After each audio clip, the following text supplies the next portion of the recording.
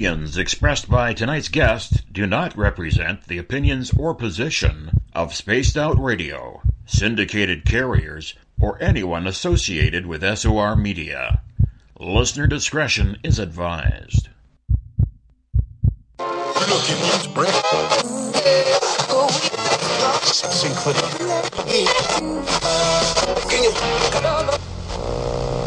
Oh man, there's got to be something to listen to on this dial. This message is being broadcast by the Department of Defense of the Republic. At 2 a.m. Eastern Standard Time, multiple unidentified objects were confirmed to have entered Earth's atmosphere. It is speculated that these objects are of extraterrestrial origin. The broadcast will quiet at this time for your safety. Welcome to Spaced Out Saturdays, as we light the void with Joe Root on Spaced Out Radio.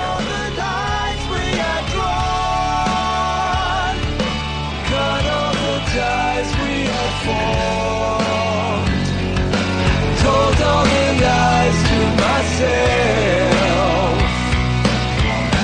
while sleepwalking through it all.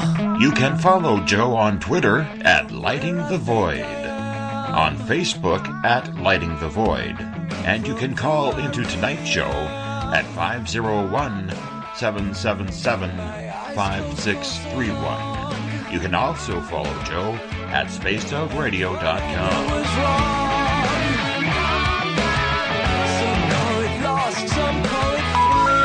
We're sorry. Your call cannot be completed as done.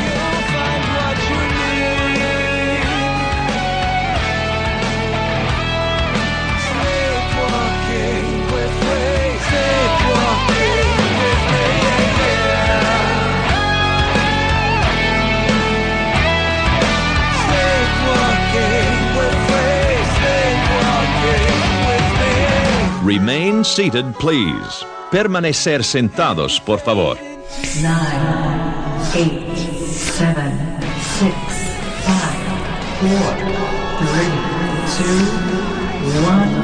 Why don't you talk into the microphone? I got a backup mic right here. Check 1, 2. Testing, testing.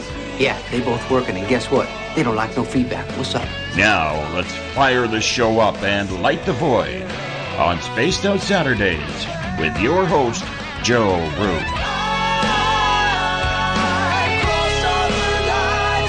Good evening and welcome to Spaced Out Saturday tonight. I'm your humble host, Joe Root, and it's good to have you with us. Great to be here. I'm very honored to be here with you on this cold Saturday, February the 3rd, on into the 4th. Thank you all for joining us wherever you're listening from, across the web or on our affiliate stations. Let's welcome in everyone on our affiliate stations. By the way, WQEE 99 Rock the Key down in Noonan, Georgia, home of The Walking Dead.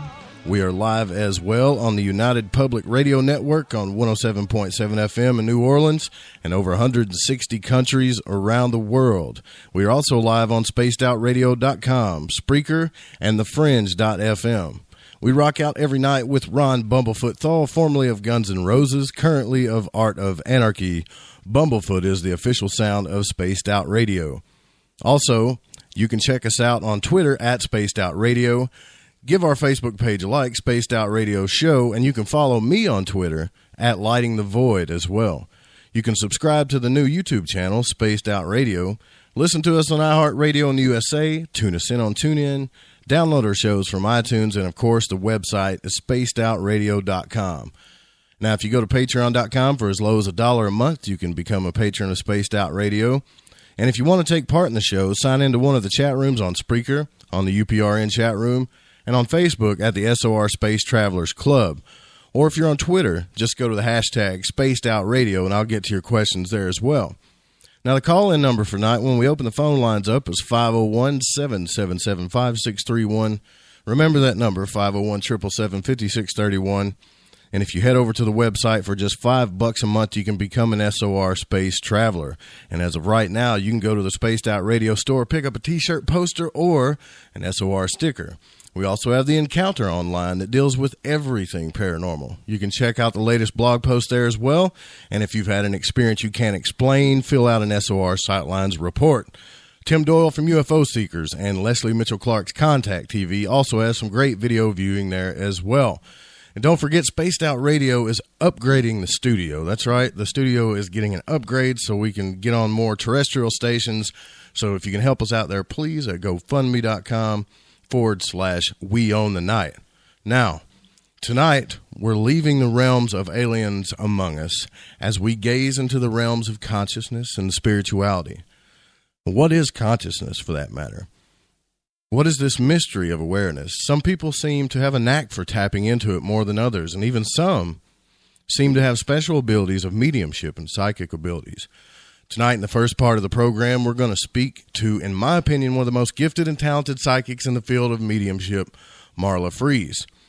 Now, Marla Frees has mediated relationships between the dead and the living and worked all over the country assisting law enforcement agencies to unravel homicide cases. She has had advanced training in consciousness and quantum physics. She is also the co-host of the well-known radio show Dreamland with Whitley Strieber, a pig farmer's daughter who survived the dangers of national and international mobsters and landed in Hollywood, where she's had a successful acting career in movies and TV, shows like Everybody Loves Raymond and The Practice, a whole bunch of shows, actually. I just watched one a while ago, was Married with Children, which was hilarious. But she's been on a wild ride.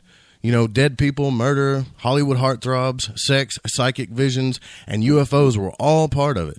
She tells her story of her awakening and psychic awareness and the events that led her to become a medium in her new book, American Psychic. Now, you can check out her website at www.marlafrees.com. Welcome, Marla, to Spaced Out Saturday. How are you? Oh, I'm great, Joe. Thanks so much. Oh, it's awesome to have you here. I got to say that your story is a wild one indeed. And I spent most of the day watching your clips. You know, I'm a movie and TV buff, so I spent most of the day, honestly, in all honesty, trying to find clips of you and stuff. And I got to say, when I watched Peggy Bundy choke you out on a car in traffic, that was pretty hilarious. Yeah, and for our listeners, that episode is called We'll Follow the Sun, and it's an internet favorite. Yeah, I'm sorry. I am promoting violence in that clip, but I don't mean to continue to do that for the rest of my life, but it was pretty fun to do the show and be choked up by Peg Bundy. Thanks. Well, yeah, but you've had a pretty successful acting career, right? Yeah. I mean, one would say, a lot of actors would say that. If you look at, I guess it's IMDb, it shows all of the different movies and TV shows you've been on. I think you said, was Drew Carey was the last one you did? Yeah, Drew Carey was the last show I did. And yeah, I had a really great ride with it. You know, I left college to go sing with an opera company in Milwaukee. And then I left Milwaukee to basically follow my dream of being an actress in Chicago. And, you know, I loved stage. So I came out from last place I was before I moved out to LA was in the Cleveland Playhouse, and repertory theater was just the best. And then I came out here, made some money, had a great time, and then decided I was going to talk to dead people, or dead people thought that they were going to talk to me. So that's how I changed it all. So let me understand this correctly. You had a successful acting career, and in that, all of that, which is what a lot of people would just dream to have, you had a bigger calling to do this mediumship stuff, right? And that's what I call it, mediumship stuff, because I don't really have a word for it. But yeah, you just kind of, from what you've told me, you kind of left that to do this, right? Well, yeah. I mean, it wasn't just as easy as, I woke up one day and said, I'd like to be a medium. No, I was being stalked by someone, and that basically sent my psychic antennas out of my head, and I started picking up information. And it was actually a dead person who was giving me information that was trying to help me against this con artist who had been threatening my life. And so that's how I ended up going to law enforcement. That's how I ended up working for them, because they were helping me. And that was the mid-90s. And I left acting in 2002. Really? So it was your first experiences as a medium was with law enforcement? Yes. Well, my first experience was, first off, I I didn't even believe in this, Joe. I was, we're all psychic, and I had, some strong psychic abilities, but it wasn't until this actually happened, this stalking incident, where I basically had to take a stand for my life, and my whole world exploded.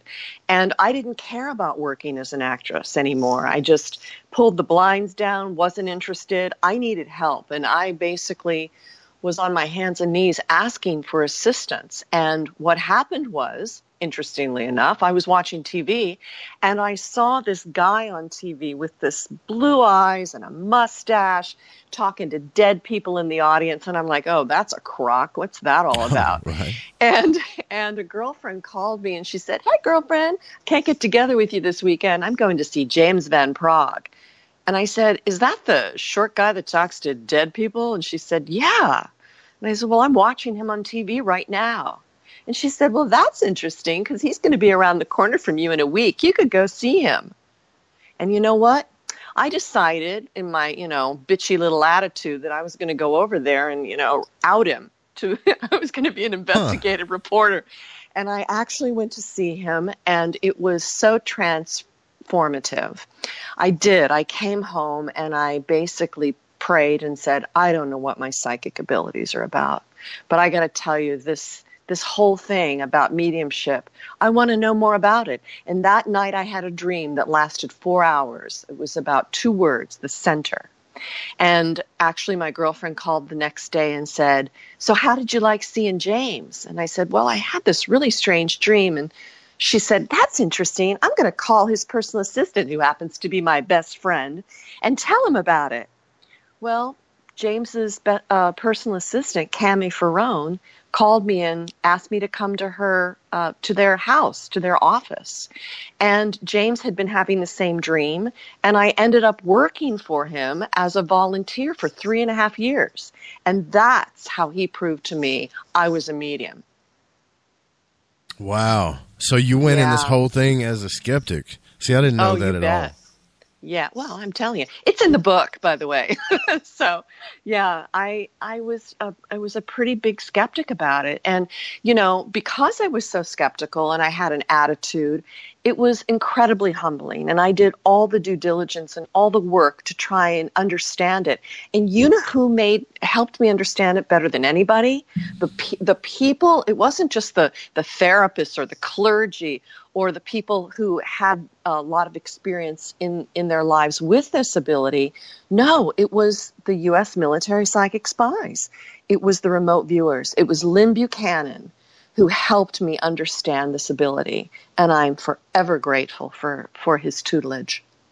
That is a very cool and very interesting story, how you got into this. So when you were a child, did you have any of this stuff that happened? Did you just ignore it or say it was all in your mind, or did you develop this later, like you're saying? Well, I think it's curious because I'm really a student of trying to understand how the machinations of how this all works. And as a child, I was in a unique situation with a mother who was pretty abusive, and it was about surviving her. So I had to intuit what she was going to do. So my sensitivities were heightened at a very young age about awareness. And there was an incident at 8 years old where I was at a neighborhood friend's house waiting for my girlfriend to come home from school. And the mother and I were talking in the kitchen. And I basically saw in my mind's eye her boyfriend talking to a nurse in a parking lot at the hospital, telling her that he wanted to break up with Anne, the woman who I was sitting in her kitchen with, because he didn't want to buy her a Christmas present. And I told the woman this story, and she said, what are you talking about? Go home. I'm calling your mother.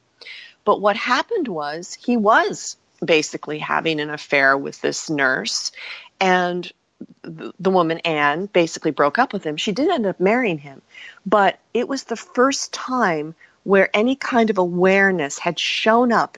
As I was looking in this bowl of stuffing, I was breaking up bread for Thanksgiving stuffing in that kitchen, waiting for my girlfriend to come home. And I saw that. And that was my first, what I would call psychic movie that happened in my head. So these things happened as a child, but, they really weren't supported back in the day, right? Ideology, religious ideas about such things that really wasn't supported. So I didn't pay attention much to it until I got out of high school. And then, things happened. Wow. Yeah, we don't really pay attention to that stuff. I think a lot of us ignore those things because we're taught that that's all in our heads. It's all in your mind. It's just your imagination. We're taught that our imagination is kind of one of those things that you just throw away, you don't really pay attention to. Well, that's a really good point, Joe, because I had a group of people today that I was working with, and there was a gentleman who everything that I was saying to him, he was saying back, I had sort of a message about that a few weeks ago, or someone reminded me of that very thing that you're talking to me about, or someone walked up to me, etc. He had been feeling this information that I was providing for him. He had been getting messages from other people, other situations. It's that very subtle nag that comes into our consciousness that people just don't want to pay attention to because sometimes it's uncomfortable. Yeah, it is definitely uncomfortable. And you feel insecure about those things when they happen. So, or at least I do. I have, especially when I've had any type of out-of-body experience or crazy dream that I thought might mean something. I've always hesitated to talk to people about it. But since I've actually gotten on radio and podcasting, I've met some incredible people. And, I got to say, I was a little nervous coming on the show tonight. I haven't been able to talk to anybody in Hollywood yet, so we're getting to the bigger stars now, But no, I'm just saying I was nervous because here we got somebody that's been in Hollywood and acting and stuff, as well as Whitley. When Whitley was on Lighting the Void, I was incredibly nervous about that, but. I think I understand why he gravitates to you a little bit because I used to think he was all about just aliens and the abduction thing and that's it, but he's really all about bridging the gap in this thing into consciousness along with all of the other subjects. I mean, that's really his drive, and just listening to Dreamland, it's incredible, Well, I agree with you. And you know what? It's funny. I blame him. I said, Whitley, it all started with you. Because back in 1987, when his book came out, I was at the Cleveland Playhouse, and I was sitting in a little rowboat on Mondays when that's the Equity Day of Rest. I was reading Communion. And Communion isn't just the title of a book. Communion is exactly what this whole, the whole consciousness is. It's all about this whole community. Communion is a word that we really need to pay more and more attention to. But I thought when I was reading that book, if these stories were real, I wanted to meet Ann and Whitley Strieber. And basically 10 years after I read that book was the first time I had an encounter with a UFO. And then 10 years later after that, I met Ann and Whitley. And a friend of mine had basically invited me to an event at Warner Brothers to see Dr. Lynn Kitai's the Phoenix Lights. It was an opportunity to have the documentary be presented, and that's where I met Ann and Whitley. And we had a connection right away, and I started getting downloads for Whitley at the time, and just information, psychic information, downloads. And I was on my way to New York for a couple of months, and people were living in my house, and I had to come back early, and I couldn't move back into my house. And the funny thing was, a realtor friend of mine put me in an apartment in another place in Los Angeles. I mean, imagine this, the entire metropolitan area. I don't know how many 2.5 million people are here, but I was put in a condo for about 2 months, 2 blocks away from Ann and Whitley Strieber. And this was in 2006, 2007. And I could not believe that I had the opportunity to be near them. So we hung out, ate dinner together, had fun. And that's when Ann and Whitley invited me back then in 2007 to be their psychic medium expert for UnknownCountry.com's Dreamland. And it's been a wild ride. It's been one of the greatest things that has ever happened to me. You know, opening up to this community, all the people here that I learned from, that I've been able to give voice to their books, to their consciousness, to their events. It's been incredibly exciting. So obviously these are synchronistic events that are happening in your life. By that time when you met Whitley, though, you had already accepted it. I mean, I'm sure as soon as you met Whitley and Ann that you accepted that, okay, you know, these things are happening for sure. Synchronicity is no joke. It's just not, you know. Well, yes. I mean, this was meeting Whitley and Ann was after the whole James von Prague event, where I had been working with, and then I had started working for law enforcement. I'd been trained as a remote viewer. So I was prepared for this.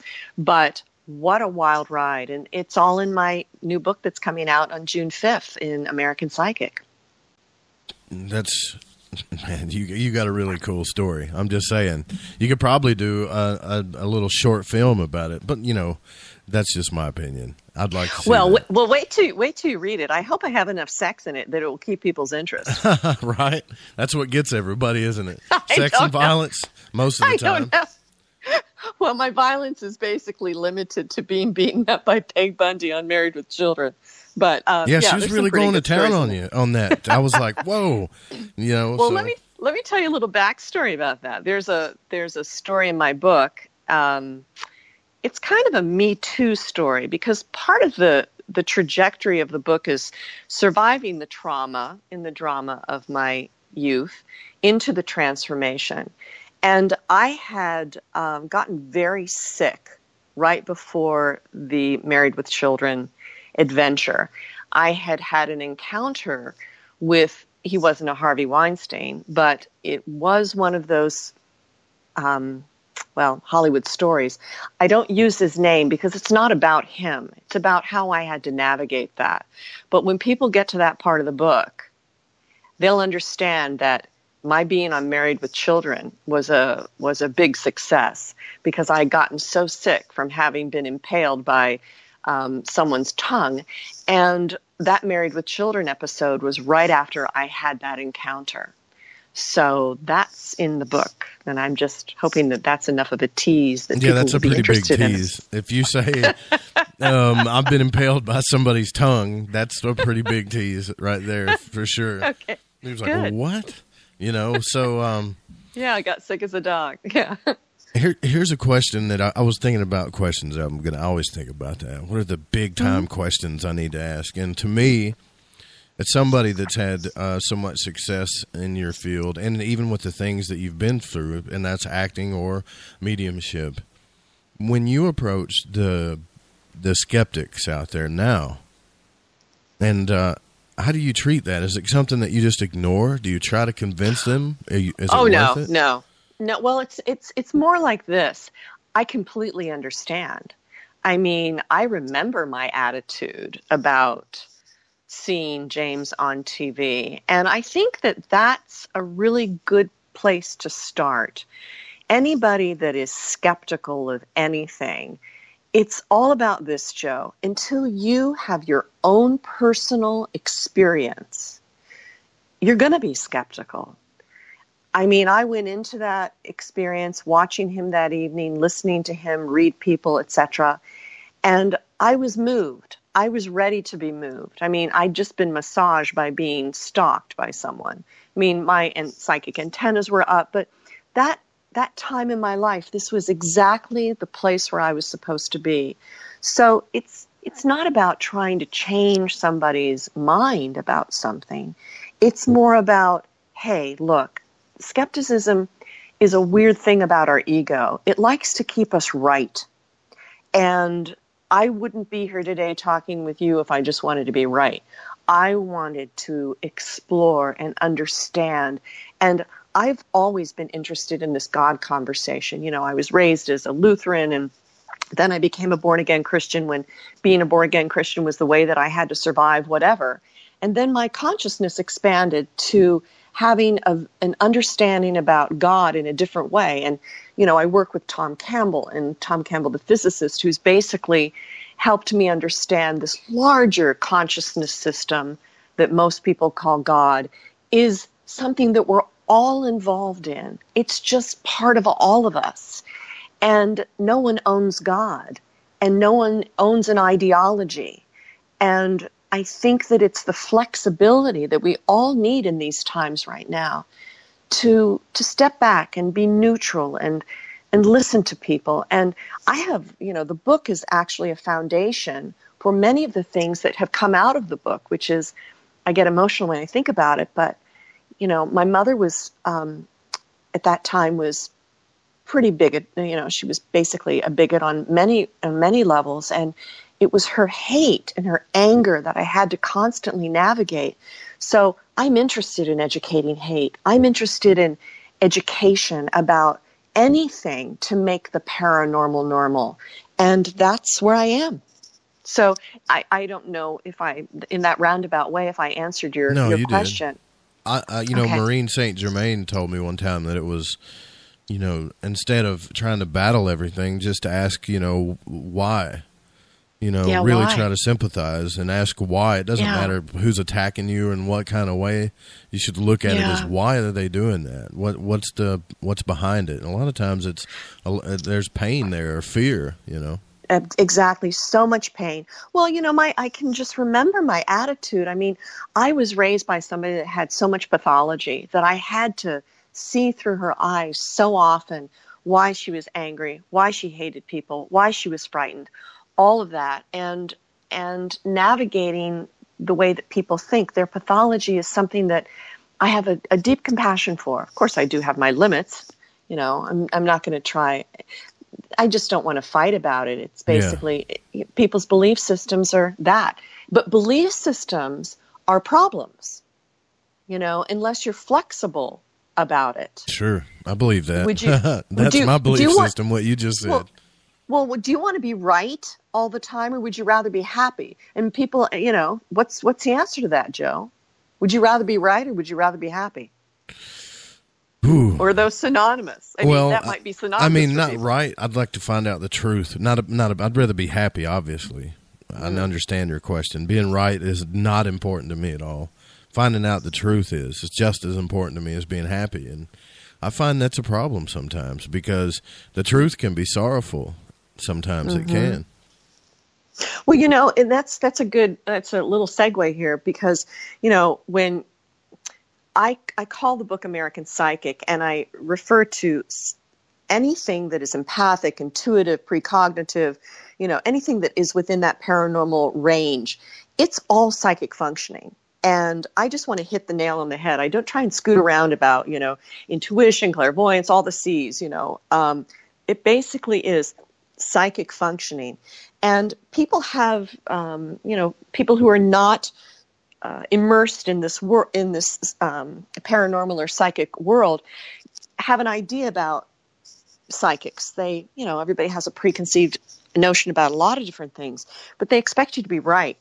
And I don't waste my time with that. I like to think that I've been given this opportunity to have this kind of sight to help people see their own intuition, to give people an opportunity to pay attention to, just like I said with this client this afternoon, to be able to listen to those messages, because I believe that this is our birthright.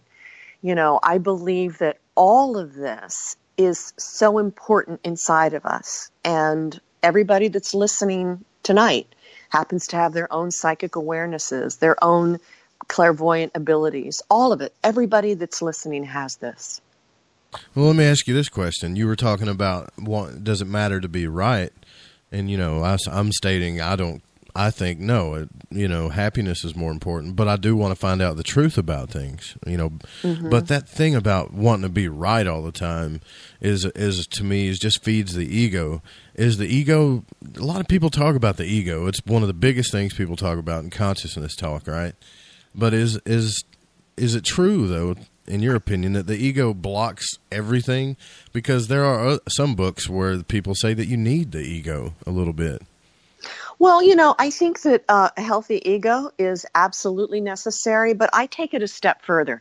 I've had 18 years of life coaching training, and there's this a word that people use within some of the some of the life consciousness training, which is called the image. And that's an adaptation of the ego that basically protects you. It's this thing that you develop that is not authentic. It's a thing. It's like a mask. It's like an attitude. It is the thing that you use to buffer all the pain in your life. It's an image. It's not who you are. And, once you have the opportunity to, move the fish out from the rock so that you're not a fossil, so that that fish can swim around, so that there's movement around it, so that you look at your life and go, wow, I've been defending myself for so long.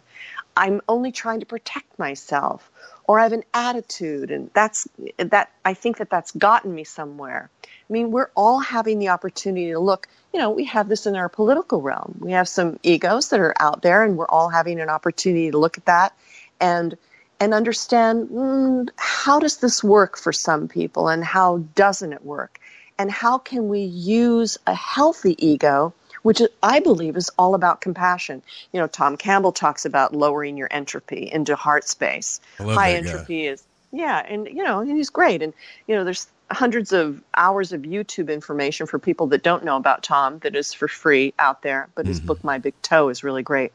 But do you understand what I mean by this image?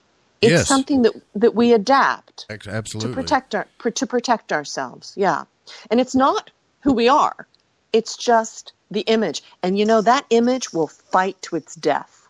It would rather be right than anything. It would rather be right than take care of somebody that's sick. It would rather be right than be compassionate. It would put someone else at risk and in peril in order to be right. That's an image. That's true. It's so true. I've actually had Tom Campbell on Lighting the Void, and it was through Ramon that he was kind of introduced me to your work, and I think which Ramon is one of my listeners, but he's always there to help me, and I'm really thankful for him too, by the way. But Hi Ramon. Thank you for introducing me to Joe. I know he's listening, but he's, oh man, you had Tom on, or he's always telling me who you should have on because you had this person on. And he's spot on about it. Every person I've had on has led me to the next person, it seems like. Yeah. And now I'm here talking with you, and I kind of want to know how this works. Like, how does this talking to the dead thing work? I mean, can we tap into it, or how does it work? Well, okay. So the only reason I think that any of us have these abilities is to help people. And I think that this LCS, this larger consciousness system, is so benevolent that it gives us the opportunity, now I'm talking science here for just a second, to access information. And I know it doesn't sound too sexy about, talking to your dead relatives by just accessing information. But this is how I see it, Joe. I see information. Some people want to call it a database. I'd like to say that the consciousness of people that go on after death is something that is alive. It's accessing that information line. And the curiosity that I think is most interesting about it is that the dead want to stay connected to us. And it's through the love that we have for them and their love for us that makes this connection. Something happened yesterday. I was picking up food at a local restaurant, and they know me there, and there was a bartender there, and we were talking about, my book has just gone up on the official website of Simon & Schuster, and I was pretty excited about that. And a woman who was sitting there waiting for her food started talking to me about it, and she started to tear up, and I said, what's happening? She said, well, it's the anniversary of my mother's death, and I've been praying and asking for help, and here you are. And I said, wow. I wasn't planning on coming here, and I just decided to drive into the parking lot, and here you are. And I said, so let me tell you what I feel if you're open to that. And I said, your daughter is sick. She's got a throat thing coming on. If she doesn't rest, she's going to have problems executing what she needs to do this weekend. And your mother's talking about the plants that you haven't, taken out of the pots and needed to put around the front door. And that was that moment. It was that moment. And you know what? I believe that this consciousness, I believe that this God consciousness moved me into that parking lot, into that restaurant to assist this woman. Now, how that happened is possibly my Tom and Bruce Lipton could talk about my neurons and how sensitive I am to that. But I've signed up for this. So the nature of how this happens is I believe it's about love. And the most interesting thing for me is that I think that consciousness has intention when it comes to dead people. I've had so many deceased loved ones come in sessions that want to apologize. Really? Yeah. Just the grief, is that what does it keep them from moving on, or are they always around?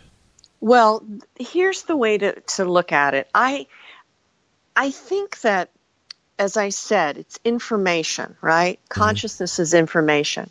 When I walk into a place that's haunted, I'll feel a bunch of stuff, but I'm not really interested in the nature of registering ghosts. I'm interested in moving people on. I'm interested in having people who have decided to hang around, who are living in a certain dimension around us now, moving on. There's more to life. Move on. Move into the light. Move into a different frame of consciousness. Choose to be with your loved ones on the other side. I think that it's something about a willingness to move on.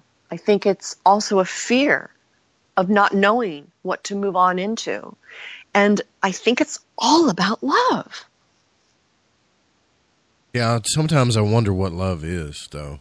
Like, that's a What's deep love question, got to do right? with it? Like, what is it? Because it's like the realest thing ever. I mean, if this life is an illusion, and it's a really vivid illusion, there's something about love that seems more real. I don't know if that makes any sense, but it seems like it's the glue to everything. Well, you've just answered the skeptic conversation. When science people who are materialism based, when they're not open to the idea of this larger consciousness system, I basically said, well, science is about proving things, so prove love. Right? Yeah, that's good. That's actually prove pretty. It. Well, just prove it. Well, you can get physiological, signs in your body about love, but that is what drives us all. Yeah. Yeah, you really can't prove it. I have heard the whole spiel, like it's just a trick about oxytocin in your brain. I'm like, no way, man. It can't be just a chemical. That's impossible because there's nothing in this world that I love more than my son. Nothing. Yeah. I would die for him. You're telling me that's a trick of the brain? I don't think so. Sorry. Well, I'm not behind that. Right. And I think that that's a really important point, because that's what I ask people when I'm working with them, like as a consciousness coach or a psychic coach. I sit down with people to get them to understand their own intuition. And I say, tell me what in your life is completely unshakable. I want to know what you believe so deeply in your soul. And, people go, I love my dog. And that's basically, they say, that is completely unshakable. Or I love my son. And those are the things, that's the foundation from where where we start. We have to know what we're connected to. And it's not necessarily about a belief system. It's about a knowingness that is unfathomable, that is unshakable. Can I ask you a really kind of off question that has something to do to relate? It relates to this, but I've asked a lot of people about it personally, but never on the radio. Why do you think children, no matter how abusive their parents are to them, still want to be with their parents? Well, that's really a very important question. And what comes to my mind is that situation out here near Riverside with those 13 children who have been basically held prisoner in their family dynamic. Well, I'd like to tell you from my perspective, having, grown up with someone who was physically, emotionally, and sexually abusive, the child, I think it even goes back beyond the birthing process. I think that this is a little bit of a belief system, but I have enough experience in my own awareness to learn this from doing past life regression with Brian Weiss and, and being years at the Monroe Institute and having lots of experiences around this. But I believe that I agreed to come here. And in that agreement, it might not have been revealed to me, of course, until later why I was here. But we come into these families wanting to make a difference. And sometimes we get confused about what love is based on how people around us that are supposed to love us are acting. And that's where the first wound gets really embedded activated. In us. Yeah. When someone who was supposed to love us didn't. And I think that's the first sin. That's the dynamic that starts us on a road of, how am I going to survive this? How do I find the love? I call the book American Psychic, and the American part is really about how the nature of my life was developed. My father was a World War II veteran that came back in a body cast, and he drank, and it made my mother crazy. And it was the 50s and 60s where people were medicating themselves and not doing work on themselves. And the children became codependent, needing and wanting love and attention from outside of themselves. And what did we have to medicate us and babysit us? The television. And the television gave us a false sense of what life was. Thank God I had Lucille Ball and Carol Burnett as my babysitters. I might not have been, I needed life. I needed fun. I needed something to think that my life in my own family was going to be different if I left. I needed that, right? We need to link to something out there. Yeah, for sure. So the nature of children is the love. It's the hope. And if they find that with other people, be it teachers or facilitators or other family members, then it gives them a link to seeing that life is different from the trauma that they're surviving. And it's very important to help, people know that there are people in places to get assistance. I didn't have that growing up. It was at a time where, if you went to law enforcement, people didn't listen to you, but they listen to you now. They understand that this is the kind of thing that happens, and it's important to get help. And I think that, especially talking to the dead and learning from the dead, there are people that have had atrocities, orchestrated by parents or there are perpetrators out there. And those perpetrators basically have to come to terms, interestingly enough, with what they've done when they've crossed over. They get to see, hear, and feel the nature of what they've done. And I think that that's something that people don't necessarily think about. It's not that, they're thrown into a hell. They basically get to see and feel their own personal hell by watching and feeling what has happened to people that they have perpetrated. It's a very interesting dynamic. So, yeah, it just always fascinated me that even people that were adopted when they were babies, they look for their parents, yeah. And they had someone that loved them so much and raised them. It's something that they don't want to let go. But you're not the first person to tell me by the way, about your belief system, which I tend to believe as well, that we chose to be here and heal some of this generational and family stuff, you know? Yeah, I believe so. And it was fun today because I had a woman who I hadn't seen in a number of years, but she came in with a couple of people, and I recognized her actually from her dogs. Her dogs showed up before she did, and I went, oh, yes. Now I remember Lisa and her dogs and everything. But, excuse me, her father had Alzheimer's, and she had come to me years ago talking to me about how to help him handle some of that or communicate with him. Well, he's crossed over now, and he's clear of that disease. And the nature of what he needed to share with her was exactly what she needed to hear today, which is curious because I'm not a dog and pony show. When people have an idea, oh, tell me this and tell me that. Well, we would be winning the lottery if that was the nature of these abilities. No, I access information for people for your highest good. And that highest good might be about telling you about something, a root canal that you need to fix, and not do it with a root canal, but maybe an implant or something about your tire that you need to fix because that's the most important thing for you right now. Right. Or it really is accessing a piece of information from a deceased loved one to help you heal a dynamic.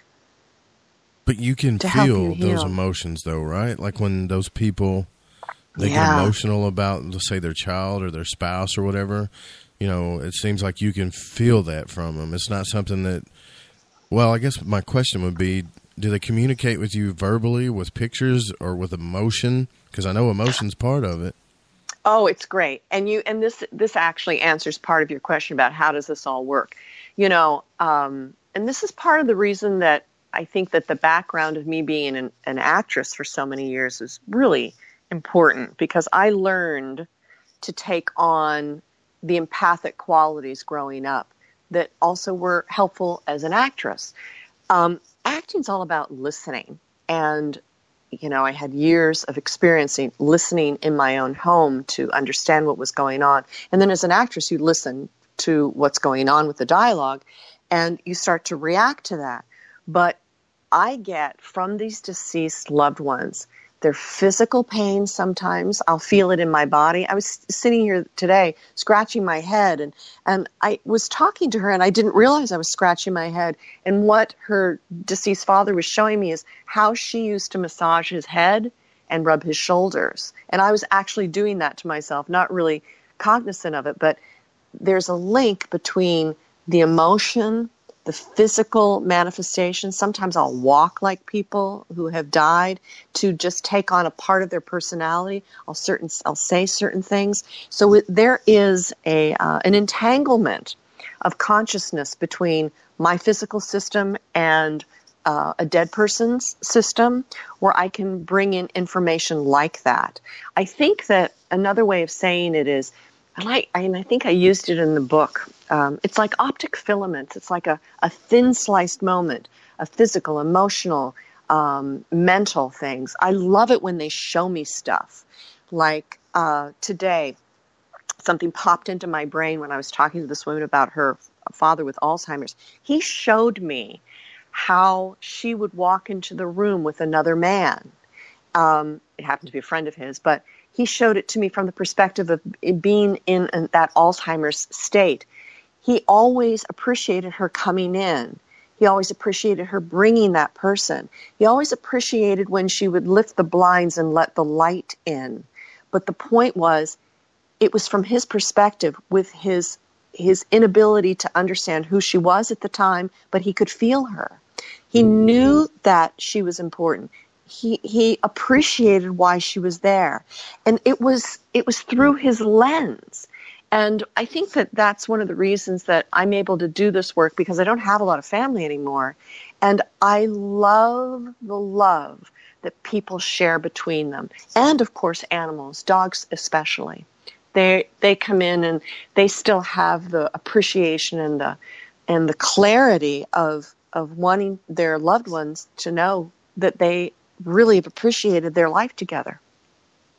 I got a small confession here. I used to work for a cell phone company, let's just say, and I took technical calls on the phone all day long. And I don't know if it could have been you, but I don't know who I talked to, but it reminds me of you. And they just came through the phone and they said, someone, I don't know who you are or why, but someone wants me to tell you that they remember. Did you have a grandmother? And I was like, yes. And they said, well, she remembers you rubbing the top of her hand before she passed away with your thumb, because I used to rub the top of her hand with my thumb. Oh, that's very interesting. And I just started freaking out on the phone. I'm like, what? And she's like, she just wants me to tell you that she really appreciated that and that she knew you was there. Yep. That's exactly right. I was like, what? I had to take a break from that because it just literally floored me, Yeah, I have a couple of videos up on the website, and in one of those videos, I have an experience with a woman who I was talking to this woman's grandmother, and she did the very same thing. I was holding this woman's hand, showing her how her grandmother so appreciated her stroking her hand. Yeah, that's what made me think of that when I saw it today, actually. Yeah. I was like, I wonder. That's what it is. I was kind of wondering if it was you that I talked to, because I don't remember the lady's voice, Oh. But I always wondered about my grandma. She raised me pretty much. Yeah, well, that's a really important point, Joe. And you're being able to tap into that, have that experience. There's so many rich memories and they're of love. I mean, that's the only reason that there's only a reason to do this, and that's to keep this connection of love moving. And that's here. I'm acknowledging the shows, the shows that are on Fringe, all the shows that are doing this work, because it really does teach people in a unique way to think about love in a whole other way. Right. Now, the guy has a pretty good question from the Spreaker chat here at Spaced Out Radio. He says, how do you differentiate between energy, like different spirit people and your own? How do you know it's their energy and not yours? Well, that's a great question. Well, first off, when I know I'm working during the day, I can wake up in the morning and start taking on a personality about the first person that I'll probably be talking to, because I start usually, I like to start at 11, but my friends on the East Coast, clients on the East Coast, I'll start earlier at like 9. And I just have to start writing down information. And, I know myself well enough now. I'm old enough to know my predilections, my interests, the way that I'm feeling. But if I start craving something, or I start doing something that I think might be odd, like curling my hair. I don't have a lot of hair on my head. So if I sit there and I start curling my hair, or I start pinching, my cheek, or rubbing my upper lip like I have a mustache, I make notes about these things. And I've gotten good enough at it to understand that I'm preparing to talk to possibly a deceased loved one. But there are days where things get a little messy, and I have to really ground myself.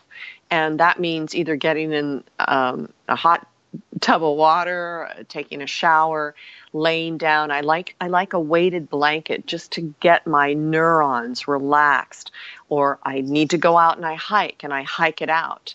And I listen to great music or frequencies that are really good for me to move things through my body. So I give myself time, and I'm always asking. Oh, and this is kind of good. I'm glad this guy asked this question, because I'll give you an example of what happened the other day. And I have friends that I have to ask for help about these things. There was an accident very close to my house the other day, and I couldn't get to the street where I was hiking early in the morning in the canyon. And I started feeling, as I finally did get to the canyon, I was emotional, and I wasn't sure what the emotions were. I was incredibly weepy, and I thought, okay, this could very well be about that accident. So I stopped for a moment, and I connected with a woman who was devastated that she was dead, and that her husband had been driving so fast, and that she was dead. So when I went back home after that experience, I needed somebody to sort of like help me through this. So I had a friend talk to me on the phone. Is this who I think it is? And, I couldn't really be corroborated because I didn't know who this woman was. But there was this accident that just happened in Los Angeles with one of the ex-Clippers. And he and his wife were killed the other morning right down the street from me in a horrible, horrible, horrible car accident. But I was feeling her, whether I was just in the area or I opened myself up to that. But I needed somebody to walk me through it, because I wasn't sure. I didn't know, is this about me? Is this about something that's coming in my area? So sometimes I'll call people and I'll say, walk me through it. And they say, okay, is this about you? No. Is this about something in your city? Is this about something in the country? Is this about, something that is going to happen? So there are things that happen like that I actually need somebody to help me walk through it. So maybe I'll call you the next time, Joe, and say, Joe, walk me through this. I'll definitely try to help. I'll do the best I can, But yeah, that's incredible. So sometimes you'll get somebody that's just passed away that's kind of scared. I can't imagine feeling that with that person, But we're all gonna pass away, and we all think about it. But a lot of the other things that we don't think about is, how does this tie in to like ET, extraterrestrial life, and the disclosure that's happening now. And we've got to take our first break, but when we come back, I'd really like to get your thoughts on that, if that's okay. Sure, thank you. All right, we're going to take our first break, guys. Don't go anywhere. I'm Joe Roop. This is Spaced Out Saturday. We'll be right back with Marla Frees. The freedom to post what you want, when you want. That's the social media freedom you need. Social Media Freedom is the free app in your app store. No need to worry about going to jail or being shadow banned any longer. It's the freedom to say what you feel. The freedom to know Big Brother isn't watching. It's the way social media is supposed to be. Social Media Freedom. It's time to set yourself free. Download from your app store today. The first annual Caribou Paracon is happening September 28th to 30th in the 108 Mile Ranch, British Columbia. Brought to you by the Canadian Society of Questers and Spaced Out Radio. Come listen to our featured speaker, Grant Cameron, along with Elizabeth Anglin, Paisley Town, Mike Moran, Eric Cooper, and more. It's a 3-day supernatural adventure at the Spruce Hills Resort and Spa. Tickets for the weekend are $150 Canadian. The Caribou Paracon, celebrating everything paranormal. Find your escape where time has no limits. It's about living today and cherishing the heritage of yesterday. A spirit of adventure for what is new, with the nostalgia of the past. Your timepiece is a reflection of who you are. Life surrounded by beauty from the world around us to the soul within. EscapeWatches.com. There is no time like the present to enjoy your escape. Use promo code SMF2017 for your 20% discount today. Lorian Fenton here, SOR listeners. Join me at UFOCon 2018 in South San Francisco, California, March 23rd through 25th, where 14 presenters discuss all things disclosure, UFOs, and aliens. Stephen Bassett, Grant Cameron, and Melinda Leslie address disclosure.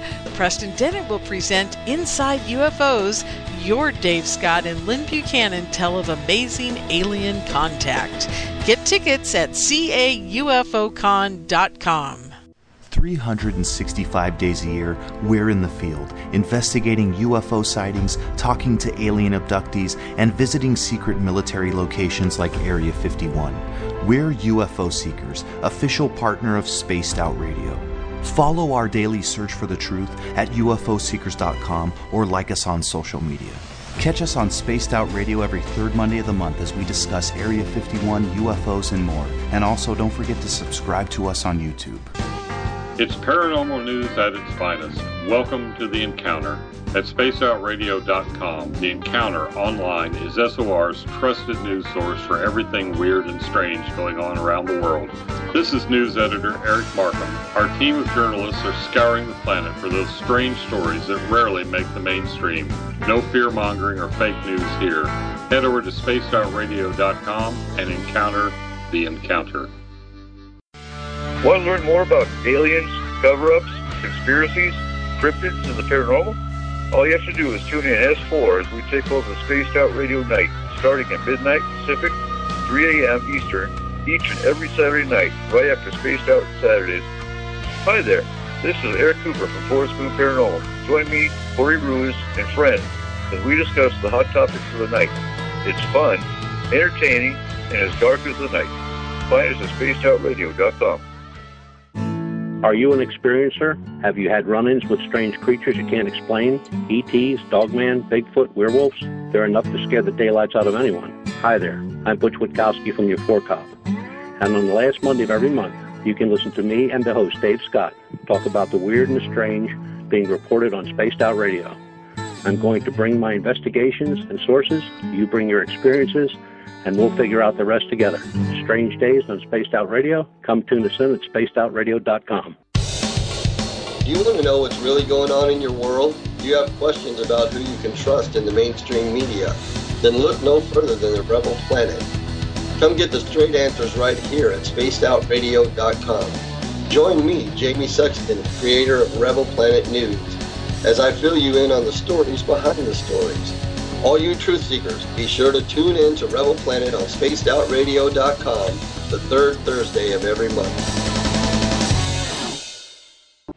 Psychic Sundays, spiritual communication, ET contact, Sasquatch in your backyard. We will have it all on Cosmic Passport with me, Elizabeth Anglin. Each Sunday, starting at 9 p.m. Pacific, midnight Eastern, at spacedoutradio.com, I will take you on a journey of enlightenment.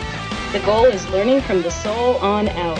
We'd love it if you joined our experience. Cosmic Passport, heard Sundays at spacedoutradio.com. Are you interested in advertising on Spaced Out Radio? Head to our website at spacedoutradio.com and click on our advertising tab. There, you will find an assortment of ways you can get your product out there with us, from radio commercials to banners and social media. Have a product you like our hosts to endorse? We can do that too. Visit spacedoutradio.com for more details. Looking for nighttime adventure? Old school radio that delves into everything out of the norm? Then check us out at Spaced Out Radio. This is Dave Scott. Every Monday through Friday, starting at 9 p.m. Pacific, midnight Eastern, we're going to take you on a wild ride ranging from conspiracies to true crime and every ghost, alien, and Sasquatch story in between. We're always live and we're always interactive with you. So join us at spacedoutradio.com, where together we own the night. The opinions expressed by tonight's guest do not represent the opinions or position of Spaced Out Radio, syndicated carriers, or anyone associated with SOR Media. Listener discretion is advised. This is Spaced Out Saturdays with host Joe Roop. You can follow Joe on Twitter at Lighting the Void. And if you want to call into tonight's show, dial 501-777-5631. Our website is spacedoutradio.com. Now, from the deep south of Arkansas, here is Spaced Out Saturday host Joe Roop. Welcome back to Spaced Out Saturday. Thanks, Bob. I am your host, Joe Roop. Don't forget, tomorrow night on the program, Elizabeth Anglin will be on. And after the show, if you're listening live on the Fringe FM, S4 will be on as well. And then Dave Scott will start the week off. Don't forget, Spaced Out Radio is here for you 7 nights a week. We are here with Marla Frees, and we've been discussing her new book, American Psychic, which will be out on Barnes & Noble, Amazon, and I believe it's Simon & Schuster's. Is that right? That's what it's coming out on? Yeah, well, it's up for pre-order right now on Barnes & Noble, Amazon, and Simon & Schuster. Yeah, it launches. You know, this whole thing, this is all new to me. So this whole, publishing world is very curious, and they do, pre-orders, and the pre-orders basically establish how many books they're going to put out there, but it will be, it's already up for pre-orders right now, and it launches on June 5th. So this is my first book. I'm excited about it. I'm excited to read it. I can't wait to read it because I know it's going to be a compelling story. I mean, you've got so many big teasers in here that it's going to be a good book. Well, anybody that's interested in the editorial reviews, there were slices of the manuscript that were sent out to some people, and they are up on Barnes and Noble, and some of them are up on Amazon. But I was blessed to have some really smart people take a look at this book. People from the psychiatric community, people within the Hollywood industry, other writers. So I feel really blessed that people took their time to read the manuscript. Yay. Well, I'm really happy for your success in this, and I wish you all the best, and I hope you keep writing. I can't wait to hear you on Dreamland again, too, because I'm a subscriber over there, so I'm constantly waiting for the new Dreamland show to come out, So good. Yeah, I'm excited. Yeah, I have some really great people that I'd like to get on this before the book comes out, and then I'm hoping Whitley's going to have me on and talk to me about my book, so that'll be fun. But I love Dreamland, and I'm so grateful for the opportunity, and the whole community has been very important to me. Yeah, it has. It's been important for me, too. I think it's changed my life, really, and especially with what's been going on lately. I mean, I really got to know, Whitley helped me tie this together, and now I'm asking you, Marla, to help me tie this together. What do the aliens and the ETs experience and all of this has to do with the spirit realm? It does seem to tie together, doesn't it? Well, it's fascinating to me. For those listeners who might not be familiar with Dreamland, there is the show, I think it's called the Holiday Extravaganza, where Whitley has, I think, 12 of us on, and half of the show is really all about disclosure.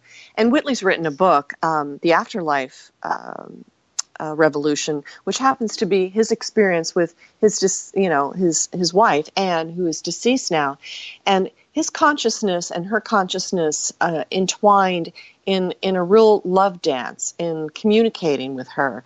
And that is, that's come out of loss. And that's a lot of what happens in our lives. We change through the loss of death, relationships, all sorts of different forms of loss. And I think that's a really interesting conversation to think that how the ETs, which on some in some people's wheelhouse are angels, etc., that any kind of other altered state of consciousness, we just don't know. I mean, we can confirm some things, being a medium, I'm evidentiary, meaning I basically can access information that we could, sort of prove on some level. But some of this ET stuff isn't necessarily provable unless they're giving us time frames or they're sharing things with us. But I think it is all connected in the sense that they know something about technology and possibly soul development that we are still learning. So I think that there is more consciousness out there that we are trying to access, and I believe it's been accessing us too. And I tend to think of the happy side of things and the hopeful sides of things. I believe that if there was a consciousness that really wanted to take us out, they'd be doing it a long time ago. Oh, so sure. I'm looking at the benevolence of trying to make us more aware. So when we talk about this ET community or what's going on, I'd like to know what you think about that, Joe. What do you think's happening? Well, I think that, like what you say, most of my stuff is just gut instinct based on what I've seen and what I've read. And a part of me thinks that this is a big experiment, but I also think that it's a divine experiment as well. I don't think that we can ever understand what's going on, because I believe that some of these entities or beings or whatever you want to call them are such they're on such a high level of consciousness that it's almost like, not to put us down in any way, but it's almost like it's really not worth trying to understand it right now because we're not ready until we are ready. Right. Well, I think that that's a good point. And this whole disclosure thing, there's a lot of smart people out there with a lot of money, and there's government, et cetera. But I really think that disclosure is coming in a different way. And I think it's coming through our own consciousness. Right, I think it's coming through people's own experiences. They're not talking about the experiencers out there. They're talking about the technology. They're talking about seeing the UFOs, et cetera, et cetera. Those are physical manifestations that tend to, percolate people's interest in a big way. But, I mean, come on. There's consciousness that is affecting us whether we like it or not. I mean, there's stuff on the moon, and we see that moon almost every night of the month, right? Oh, yeah, the moon is a straight-up UFO. I talked about that last week. It really is. There you go. Yeah, it's pretty interesting, isn't it? Yeah. And don't you find it really curious that, there's another side that we just don't see, and there's probably a reason for that? Yes, I do find that curious. And I have also read a lot of books where it's a place, like a doorway for souls, or a lot of books and a lot of different people say different things about the moon, but there are parallels about it, and it seems like we're all trying to digest, I guess, the truth or whatever this higher consciousness is through it's hard to explain, through the filter of our brain. And well, it comes yeah, out and different. Well, and some of it, we all go through our own university of making shit up, the MSU. Yeah. So it's important. People like to label things because it makes them feel better. But once again, it comes back to personal experience. And, I wasn't interested in the whole UFO conversation for a long time until I had my own experience with that. And once I did, I started to need information. I started to need exploration. And I wanted to understand. So it's the intention of our listeners about their intention. What are you interested in? If you're interested in ETs, if you're interested in communicating with that kind of nature, there's places and things you can do all about that. But, you open a doorway, you've got to be conscientious of it. I'm involved in I have a project that hopefully after the book comes out, I'll have more time to focus on and maybe talk about on other programs. But I'm working with physicists and scientists and people that have been involved in NASA on this consciousness project, which is about the intermingling of consciousness between other energies that are out there and us here on Earth. And it's pretty remarkable. I think that the closest thing that I can describe to what I've been involved in is something like the movie Arrival. I think that Arrival is real on so many levels. And so I don't go down. I'm sure you can't talk to us about this. It doesn't seem like, but it sounds to me like you're having some communication with something other than human. Is that what you're saying? Well, I'd like to look at it this way. Everybody's looking for proof of connection, and we have various ways of proving things, whether it's audio, whether it's physical, as in your own visual experience. Maybe it's a photograph, maybe it's a video. But I am involved in a project looking at all of that. And it's been pretty exciting. And we keep taking steps in various ways. It's been going on for 5 years now. And I can't talk too much about it yet. However, when I do, I think that people are going to be so curious about the fact that they've been a part of something for a long time that they didn't even know that they were a part of. So I'd like to say that consciousness continues to evolve, and the intermingling, any kind of, oh my God, the idea that you and I could now be linked, and that I might be picking up information for you, or you might have a dream about me, and on some level, in some dimension, we're working something out, or we're getting information for each other. I mean, it's fascinating. I believe Consciousness.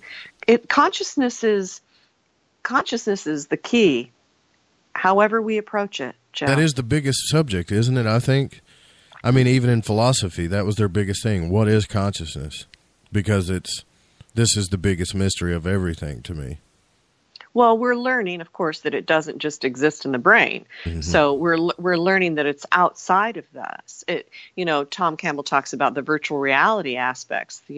What is the computer, larger consciousness system? We as avatars, but the player who's playing this, and the player's connected to the computer.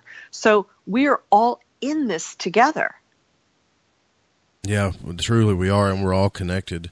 There's a lot of, and we're going to get into that with this in the second part of the show, with Miss Corinne Wilson is going to come on, and there's wonderful. A lot of old text that considered occult and evil, whatever the church called them. But if you look in there, the old Hermetic philosophy of all is mind. I'm not necessarily meaning like all is a big brain, but it does talk about how everyone and everything is connected to this one mind or one consciousness, Well, this whole occult business, and she's coming on, and she is an expert in talking about this, but occult does not necessarily mean what a lot of people around this country think it means. It's hidden knowledge, and the dynamic of hidden knowledge is being expressed through those of us who happen to do the work that we do now. And as we joked about, I left the world of acting to talk to dead people. Right. And that was a calling. And and I am deeply grateful for it. And I'm, everything that's happened to me, all of the trauma and the drama has moved me into the transformation. And it's our responsibility, when we have these kinds of things, to do something to help ourselves. The whole dynamic is, if we have problems, help ourselves fix them so we can help others do the same thing. And I think that we are being influenced by energies and forces that have our our best our hearts and minds. They have the best things that they could possibly help us with. And then there's other energies that we need to be mindful of, and we are we're dealing with it every single day through the rhetoric of narrative on news, on television programs. We have to be careful about what we're continuing to listen to and be extremely mindful. Are there malevolent beings or forces, Marla? I don't even like talking about it, but I do want to know the truth about it. Well, I think it's like this. When you come from a traumatic background, like I did, that pathology is real. And pathology takes its forms in many different ways. And we have, you're going to be talking to her very soon about the history of things. We have history to teach us. I mean, the Holocaust is there to teach us about something. Wars and dictators and things that we have learned situations from. I mean, when are we going to get this? When are we going to learn what war is? If you're asking when is the human race going to learn from its own experience? Exactly. That is the biggest question of all, because it is the one thing that we still haven't figured out. We choose our beliefs. I read a book by Neil Donald Walsh called Conversations with God, when I was not too long ago. And that God was telling him in that book that even when your experience shows you the truth over your belief, you'll pick the belief over the truth that happened. Well, and the interesting thing about that is the only way that changes is through some form of loss. And that could be loss of, relationship, money, home, your physical, a death, the loss of a pet, the loss of your own health. That's the opportunity when you are cracked open. It's what Rumi says, or other philosophers, the cracks are where the light gets in. Right. And I've always been a big proponent of that too, ever since, Marla, that our experience is our ultimate truth. Not words, not religions, not beliefs, not what our friends said, not what your daddy says. Your experience is your ultimate truth, and you have to listen to it. not just as an individual, but as a society, we've got to start learning how to do that. Well, I think that the shock of physical or emotional abuse, trauma in our systems, we rally by trying to survive it. But it's the internalized abuse that does not disappear on its own. It can become a foreign body, like a grain of sand or a chronic irritant. And what are you going to develop? Are you going to try and are you trying to rid your pain by medicating yourself or acting out, or are you going to continue to build protection? I like to say that we have the opportunity to create tumors, walls, or pearls inside of us.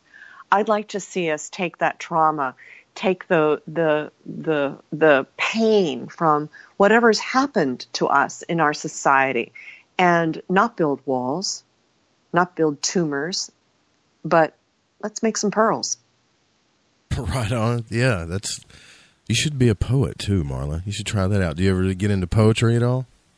Actually, my sister is a very well-known poet, and she has a way of, crafting words in a different way that I do, coming from an actress background. I think that's one of the things that people like about my book, because I do have a different, I have a certain style of writing. But I think that we're all wordsmiths in our own way. And the more we read and the more, we take in as far as culture and the way people write, how people speak is really important to me.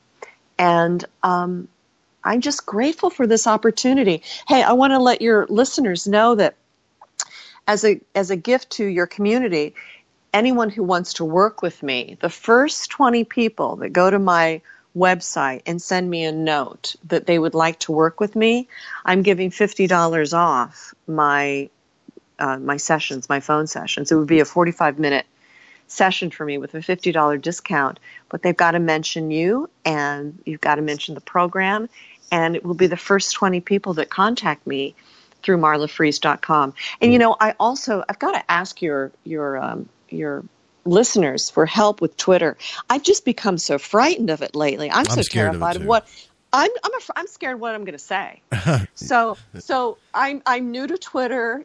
Find me out there, lovingly embrace me, please help me through this, and I would love the support about my book. That would be so wonderful, and I'm so grateful for the opportunity to talk to you guys. Well, just like Dale says in the chat room, that's very generous to our audience, and we're really grateful for that. And it's really cool to see that, like I'll mention before, as we talked about earlier, you're going through a successful acting career, but you wanted to follow your truth more. And this is what you do. This is who you are. You're a writer, yes, and you're a medium. And, I really encourage you guys that if you're even thinking about doing this, to just go ahead and do it, because Marla's the real deal. You're not going to get any realer than that, I can assure you. Thanks so much, Joe. Well, it's no problem. So we got a few minutes left here. It's not a problem. I really believe that, by the way. And you know what sold me? I'll tell you what sold me was it was talking to you on the phone. You can really feel someone's energy when you talk to them on the phone. And I've always respect somebody that wants to talk to me on the phone before they come on the show. They want to fill me out too, That's very highly respectable to me. Well, I got to tell you, I have to admit something. It wasn't just wanting to talk to you. I got seduced by your voice. Oh, here we go. I'm blushing over here now. Oh, I love your voice. You can call me anytime. Just leave me a message. That'll be fine with me. Hi, Marla. It's Joe. I will. I'll do that. Just let it go to the answer machine. If you're having a bad day, this is Joe. I love it. I hope you're feeling okay. Oh, my God. We have a whole new business for you. I love it. This is great. Yeah, I can just leave voicemails for people. Yeah. I love it. That's crazy. But no, what I was getting at is it was the when I saw you working with a couple of women, on YouTube, because you've got some of your work there on YouTube, little samples of it. Mm-hmm. And I knew it was telling me, hey, you remember that lady that was was being a medium and your grandmother was talking through her. That stuff is real. This is not stuff where, you're struggling and, just basic stuff. Nobody knows these things. These are personal things between you and that other person. And it's so cool to see that you're capable of doing that, even though it takes you on a wild roller coaster ride sometimes. Well, it does. And, it's a lot of it's in the book. And for people who are interested in their own path through navigating these waters. I mean, you don't necessarily have to believe my psychic abilities. It's not about that necessarily, but it is about yours. And if my book and what I do gives you an opportunity to start thinking about your life differently, that this God-given gift of your own intuition, your precognition, your dreams, the subtle whisper of a message to tell you to go to the doctor, those kinds of things, you have to listen to that. And if I can help people not be frightened about that, and, they read the book and they go, well, Marla was a real dumbass for a long time, but, she started listening to spirit, and basically that assisted her. So whatever this God source is for you, it's something to listen to. Right. I'm very intrigued by all of this. I still want to pry just a little bit. Can I ask you this? Because I know you're working on some things you can't really talk about with communications, but what about omens? What about signs? Like, when I say omens, I don't mean like evil omens, but number synchronicities, things that just happen to fall in your lap for no reason. A certain song that comes on the radio and the lyrics is answering the emotional question that you just had, if you'll pay attention. Right. Well, I agree. I have friends that their messages come through license plates. I have, clients and friends who basically look at the clock and it's 333 or 666 or 777 or 1111. Those are the ways that your consciousness makes a note going, hey, we're paying attention. We're connected. We're here.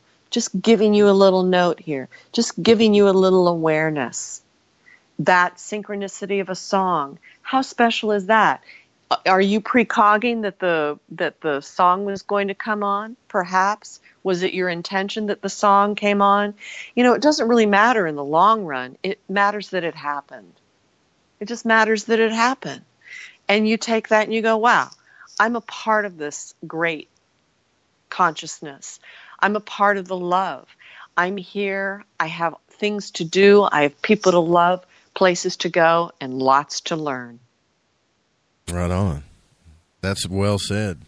Real quick, though, we got a few minutes left here. I wanted to ask you, what about deja vu? What do you think that is? Deja vu is kind of interesting. I know that sometimes those are called mini strokes inside the brain, and I'm not exactly sure what the health issue with that is. But the dynamic of I know I've been here, you very well may have, or you very well may have intuited it. The process of unraveling that is actually writing it down. I have, one of the things I tell clients all the time is, look, you need to get a notebook and you need to start writing down your impressions, your thoughts, your feelings. For years, and I have the I have the plastic bins filled with yellow legal pads to prove it. I started taking notes and I started listening to spirit.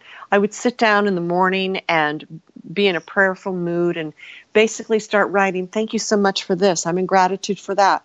What do you have to tell me? And I would listen and I would take notes. And I wouldn't read the stuff until months or weeks later, sometimes even years. There's stuff that I've read. I've gone back and I was told that a certain amount of money would come by a certain amount of time, and that actually happened, etc. It wasn't necessarily about reading the notes for the information. It was about the functionality of practice, about listening to this inner voice, whether you want to call it God, intuition, angels, connections to higher sources. I've been going to the Monroe Institute since 2010, going into awesome. altered states of consciousness, Joe, without the use of drugs. I am not interested in the proponent. I'm not a proponent of continuing to ingest drugs for altered states of consciousness. That might be fine to be able to open, but then you get addicted to it and you want it more, and it fries people's brains. So I'm really trying to. I'm not encouraging that at all. Hey, some people do it. I mean, that's, the psychedelic experience is for some it's not, and I don't believe you have to do that either. That's well, my opinion. opinion. I think it's great to open, but to continue to do that, you're not building your own bridge. Right. You're using a substance in order to get you there, but that means that you're going to continue to use that substance. You don't need it. And brain entrainment's the same way. Once you start using brain entrainment and working with it, it's fabulous. It's fabulous. And I am a big proponent about the hemisync work at Monroe. And then all of a sudden you might not need it. And then you might need it a couple months later. But I think it's really important to help people understand that they can access these altered states without the use of drugs. That is something that is a perfect place to stop here. You know what? You guys, this has been incredible. I know the audience has enjoyed it. Make sure you guys go to marlafrees.com, pre-order the book. You can get it on Barnes & Noble, Amazon, and I hope I don't say this wrong, Simon & Schuster. That's awesome, too. At Marla Frees on Twitter. Marla, thank you so much for coming out to Spaced Out Saturdays. My This has been pleasure. cool. Oh, thank you so much, Joe. Thank you, listeners. It's been delightful. I hope to do it again. Absolutely. We'll have to get you on Lighting the Void sometime. I'd love to have you on that show as well. Okay, great. Let's light the void together. Right on. Thanks, Marla. Thanks, Joe. Bye-bye. All right, guys, we're going to take a short interlude just real quick, and then during the interlude, we're going to bring on Corinne Wilson, the occult priestess. Stand by.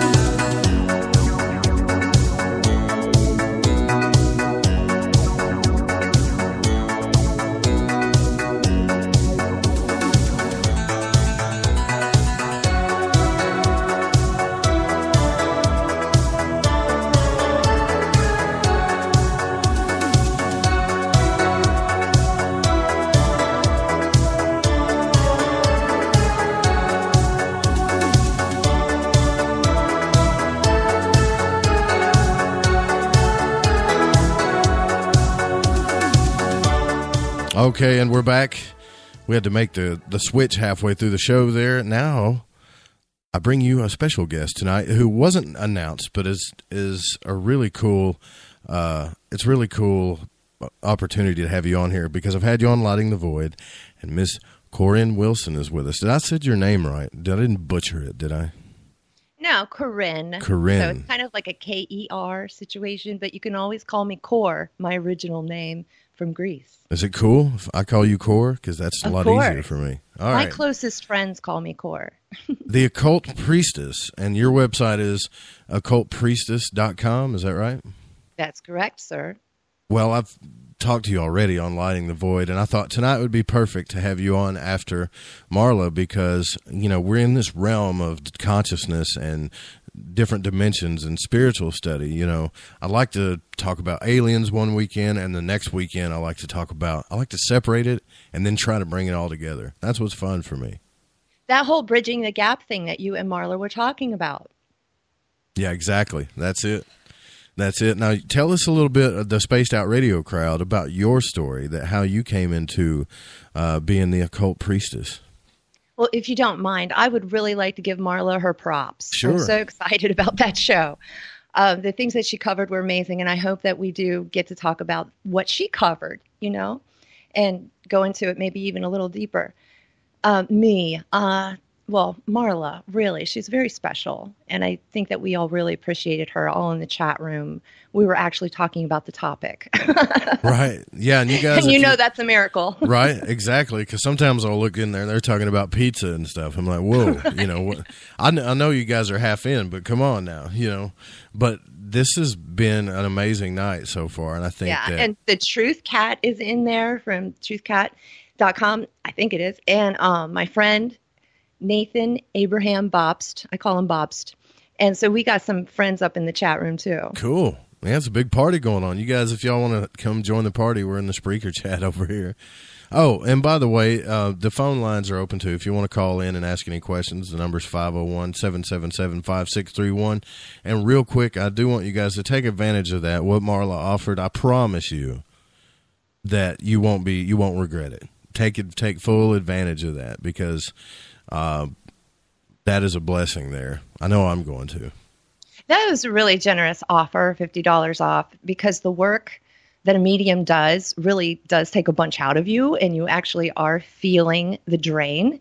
And when you give up part of your remuneration, you really are gifting it. And I know that she did that for the people in your audience, because the clients we tend to get from these types of shows are superior clients, and we want them. Right. Yeah. And here's what I dig about you. Anybody that comes out and names themselves occult before their word is pretty much saying they don't really care about your beliefs or not. I'm here to get the truth out. That's the way I look at it. Is it a big middle finger, do you think? Well, it's not a middle finger to the bias when it comes to searching for the truth. Because just like Marla said, occult just means hidden. And I really think that there is this, I want to say, force, maybe you could call it cabal or whatever, that wants you to think that occult knowledge and occult study and things like that are evil, and they're out to rule the world and take over you, which in fact they may well be using some occult knowledge to gain consciousness or have things in their life or whatever. And don't you think they would want you not to understand this knowledge? I mean, it's something that you really should dig into, because once I started studying it, core, I started seeing the glue in all religions. That was the first thing I saw, Where did all this stuff come from? Yeah, I was always about going back to the source, or what Buddhism taught me to call the root cause, and as an investigator, you try to find the origin of everything. And the occult obviously is a blanket term. It's just a big fat term that covers spirituality. It covers religion. It covers history, everything. And I had a bit of a crush on the early 1900s occultists, not Aleister Crowley, more like Dion Fortune was my cup of tea. Oh, and good. So, learning from the older, higher bred, I believe that this is where I'm coming from, dude. I believe many souls are here on missions, like she was saying. Marla was talking about what I call cleaning up the bloodlines, but she was basically saying healing the ancestral wounds, right? Right, yeah. Exactly. And you told me about this already. I when know. I told her I've already talked to people about this. Malia Eon Karras has told me this. You have told me this. And now Marla Frees has told me this. And you know what? She took it from a point of view of, I don't know this is fact, but this is just what I believe and what I feel. But to me, that's a parallel. If all of you guys are saying it, it must mean something. Yeah, that's why I love being friends, like actual real life friends with other psychics, because we're like, oh, I only saw this in a dream, or I only heard this in my head. And then we confirm for each other. And also, just as a person, what you can do today right now is get your sun sign. So you are a Libra, right, Mr. Roop? No, I'm an Aries and tropical. Oh, Aries. That's right. You're opposite. I'm sorry. Sometimes I think of you as Libra, which is your opposite. That's my sun sign anyways, and tropical astrology is Aries. There you go. Anyway, what was my point? Yes, you can go right now, pick your sun sign in astrology, go to YouTube, look up randomly 3 different astrologers talking about the month of February in your sign. Those 3 different astrologers that you picked at random will all agree with each other. I guarantee it. What makes that happen? You know what? I honestly don't know, but as I was telling folks before, that there is something to it. I know it goes back, way back, right? This science of astrology goes further back than we can imagine, and a lot of our religions are based around it too. We just don't know it. And well, I know the pagans, they know it, but some other religions don't really know it. But my point is John Anthony West wrote a book called A Case for Astrology, where he actually presents a case for astrology as if he was in a courtroom. And it is one of the most underestimated books on the market right now. I don't know if you can even get it on Amazon if there's any copies left, but that thing should have been a bestseller because it goes back to Egypt and even further. And it does. And it's amazing because it really comes from our star family when you get down to it. But also the tarot, if you look for, like, I'm an Aquarius, this is my birthday month. If I look at 3 different tarot readers, more than likely they will also agree with each other. And they're not looking at the stars. They're looking at cards that are, based on a system, but they're disparate from each other, many different card systems. So what is that thing that underlies these synchronicities and this wisdom that we're cultivating? What is that? And I believe that Marla called it kind of a technology, but she was trying to get away from that word, and I understand. Do you remember what she specifically called it? Not offhand. This mind. Well, she was describing basically this part of soul mind, like we're all one. Right, yeah. And there's original trauma within that soul mind, obviously, and we're all dealing with it, whether we're totally born amazing healed people or not. Either way, we're dealing with it. And she did speak about trauma, which is the door opener to everything. If you've not suffered in your life, then I'm sorry, you have not grown. That's not the point of life. It's the point to get your knees dirty and get in the mud and, play, really live your life. And that does God a justice for giving us these bodies. So that's kind of a soapbox again. Well, I can say on a practical level, though, that you don't really find, this is just the old jock in me, because I used to play a big, sports and stuff when I was younger. You don't really find out who you are until you're tested. And I mean really tested, not when you're stuck in traffic kind of tested. Those are little things you find out about yourself. I'm talking about real suffering and pain. That's when you find out things about yourself, That's what they called in our day, man, back in the warrior days, testing your mettle. Right, yeah. And that goes back to hermetics and alchemy. Yeah. Do you think, is it your opinion that everything goes back to hermetics? Oh, gosh. I'm a Hermes fan because he's my twin. He's my twin. So I am a big fan, and that's what I would say. But understand that is my opinion as a fangirl. I can honestly say that as a philosophy, I think it's my opinion too, really. Awesome. Based on... That's good to hear. Well, yeah, based on everything I've looked at, it just seems like it's the glue that fits everything together. But I'm not pushing hermetics on anybody, but to me it makes a lot of sense. Well, you can't really push hermetics because you have to have the eyes to see and the ears to hear it. So if they're not already open, then they're going to look at it like it's a bunch of Swahili. And that's the whole point of hermetics, to be hermetically sealed, to be secret, to be occulted from those who are not ready to be initiated. So tell me. And that's what I was getting at, the initiations. I believe that these souls that keep reincarnating, this big soul group of spiritual warriors, we're living out our lives through mythology, basically. We're superheroes of the past and the present. And we're here to help humanity heal and make the transition into what some are calling the new earth or heaven on earth. Mm-hmm. So what I'm saying is all about that. There are different levels of consciousness in this collective, Sure, yeah. And there are gods incarnated on this planet or avatars. There are many names for these people, saints. And in my view, from what I have seen, I can say they're all part of this thing called the White Lodge or the Great White Brotherhood or the Illuminati. But I'm speaking about early 1900s terminology. And I didn't necessarily believe or understand any of this stuff until I had a vision and I was told, you're Illuminati. And then the first thing I found was David Icke, and it totally freaked me out because a spiritual person is always paranoid that they're on the wrong side. You got that right. You know how many times I've asked that question to people? Am I leading people astray? You know, I had Leo Zagami tell me, you know, Joe, you need to be careful. You're pushing a magical movement.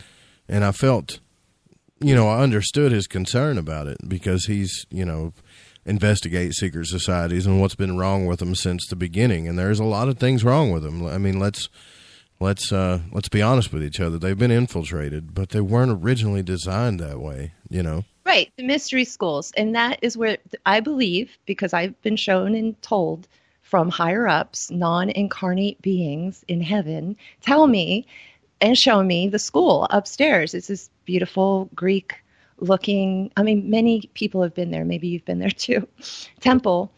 And we just go there like the old philosophers, and we speak and we talk and we get lessons. We go to the auditorium and we listen to lessons. Like, this is literally downloading/channeling while awake.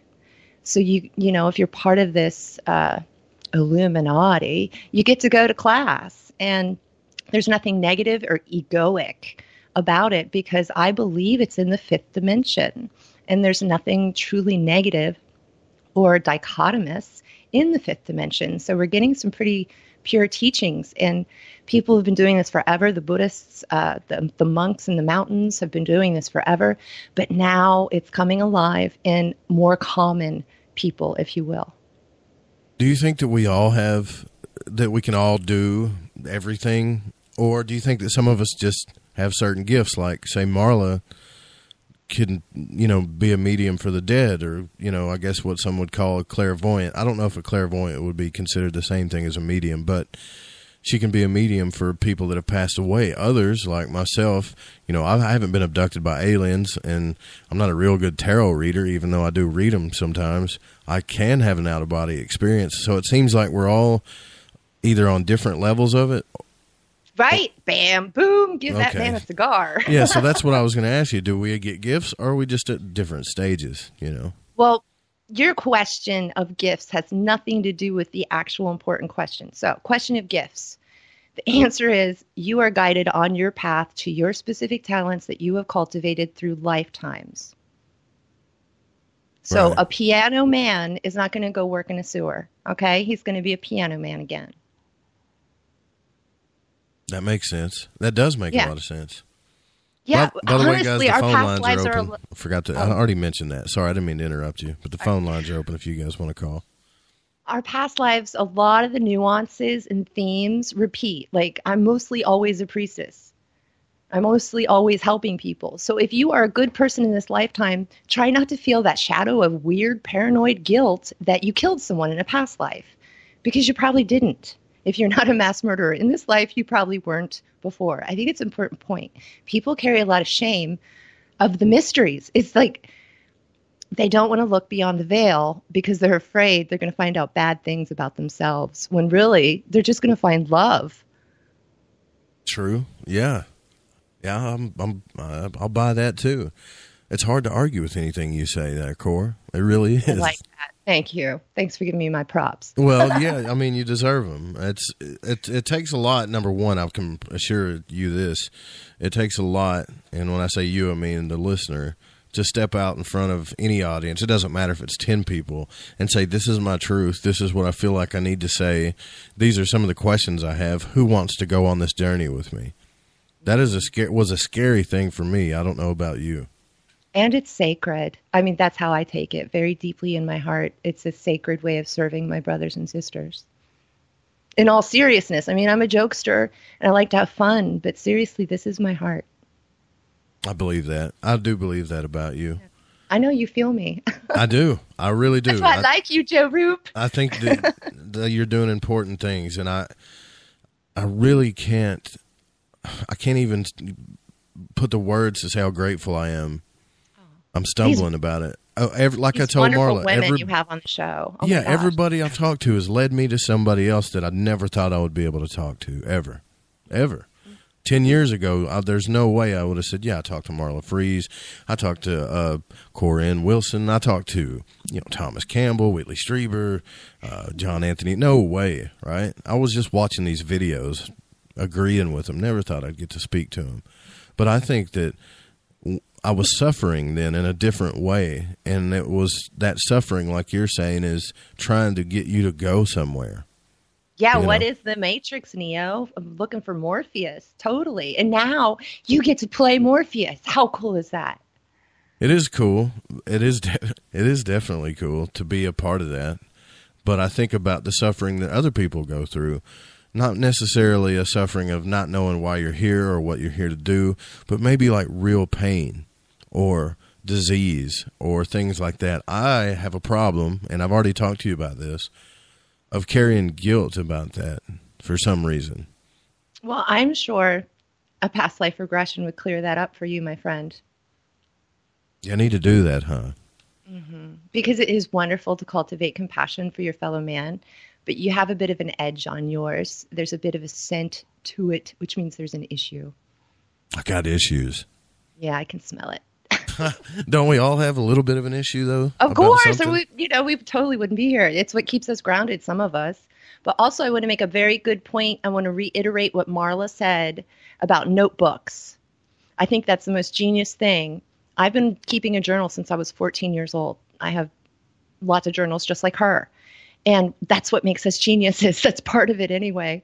So start writing down your phenomenon, your dreams, your communications, and your thoughts in these notebooks. If the universe is mental in nature, then what you're saying is, hey, universe, I want to know your nature when you purchase this notebook and when you start writing in it. Please do it today. I need to do that more. I really do. I've always journaled, but I think that I'm lazy. Like, I'd rather just talk into a phone and record it. Is that okay, or do I have to have a pencil or a pen? You can record it, but see, I was raised on the pen, so I am always going to be superior to you, period. Because if you're writing it, you're learning it better. There is something about writing things down, huh? Even back then, they used to say, it is written. When things were written, they were more powerful. I think it opens a much bigger window for spirit to come through. Now, when I say spirit, it's pretty a generic term, honestly, because ghosts can come through or higher guides or gods can come through. And it's really, again, where you're at on the layer cake, where your consciousness is. If you're in a low realm and depressy and sad or in lots of pain, then you're usually magnetic on a lower vibration and you're not going to see pretty things when your third eye is open because that's the level you're on. You get it? I do get it. I'm just afraid of it. People talk about Kundalini awakening so much. I think I've like I told you about a friend of mine who went through it. Do you think more people are going through it now than ever? I do. And I think the perfect way to describe a Kundalini awakening, I don't know if you remember, in the 70s, we used to have these big novelty cans, and they look like peanut cans. And then when you opened it, snakes just flew out at you like, bam! Yeah, I remember those. Crap out of everybody. You remember those? Yeah. That's Kundalini. Or the Jack in the Box, the first time you did that when you was a kid. Yes. It is God saying hello, but it is all of creation saying hellos. And there's some very negative parts of creation saying hello as well. And again, where your ego is, where you are developmentally, emotionally as a being and mentally as a being and egoically as a being, where you are is where you're going to wake up. Is it happening more? Yes, it's part of this big shift into, I believe, the fifth, fourth, and third earth dimensions are all merging, and eventually we will have heaven on earth when this whole show is over. But part of the merge is very interesting to bring the dead closer to the living. And I believe that's kind of started around the time of war when all these mediums started coming out and saying, oh, well, we can talk to your dead soldiers. Come on over. And they could, and they did. And they still do, obviously. But that's what really started the big mediumship movement into what we're doing now, which is there's thousands of them talking to the dead every day. And not only that, normal people are starting to hear their loved ones. Normal people, are starting to have visions. And so it's like, to me, I've always seen it as the end of the first Ghostbusters movie, maybe possibly a little less dramatic, a little less physical, but loved ones coming in that are in the realm of the dead, the ones that need help, not the ones that you just miss. Sometimes when your heart is so in grief, a loved one in heaven will reach out and say, hey, I made it. It's okay. I'm with you. All is well. But most of the time, if people are reaching out, it's because they want something done, because they have an agenda. And usually, I mean, if they're in a good place, but they still haven't healed completely in the ghost realm, if they're in a good place, they're looking to make amends. If they're in a bad place, they're looking to control the family like a joystick from the realm of the dead. And sometimes they use mediums to do that.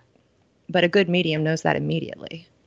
Right. I think we need to, I also think that we need to, and you can correct me here if you want to, we need to study energy a little bit more. And when I say that, I mean like our own energy, because based on what Marla said, based on the books of Robert Monroe and some other studies I've done, you take some of these things with you after you pass away. And when I say energy, I mean your beliefs is one of the biggest ones. You know, you find that these people are actually, some people have gone to hell, some people have gone to heaven, whatever their reality is, but they also take their addictions with them too. Yes, because, man, there's a fabulous quote, I can't even remember right now, about don't worry about what your state of consciousness is going to be after death. You worry about it now, because you're going to be exactly where you are now, then, if you don't grow, basically was the point of that saying. And it's true. And it's not necessarily the word you called it, because it's consciousness and it's light quotient. It is your light quotient. How much light can you take in, and vibrate with? So we can call it energy and all these other things, but I think a good hermetic way of saying it is a light quotient. The more light you have, vibration you can raise, the higher rate your vibration, the further up you're actually going, and you can surpass heaven. You can go further than that. Cool.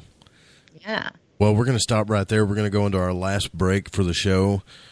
Don't go anywhere, guys. I'm Joe Roop. This is Spaced Out Saturday.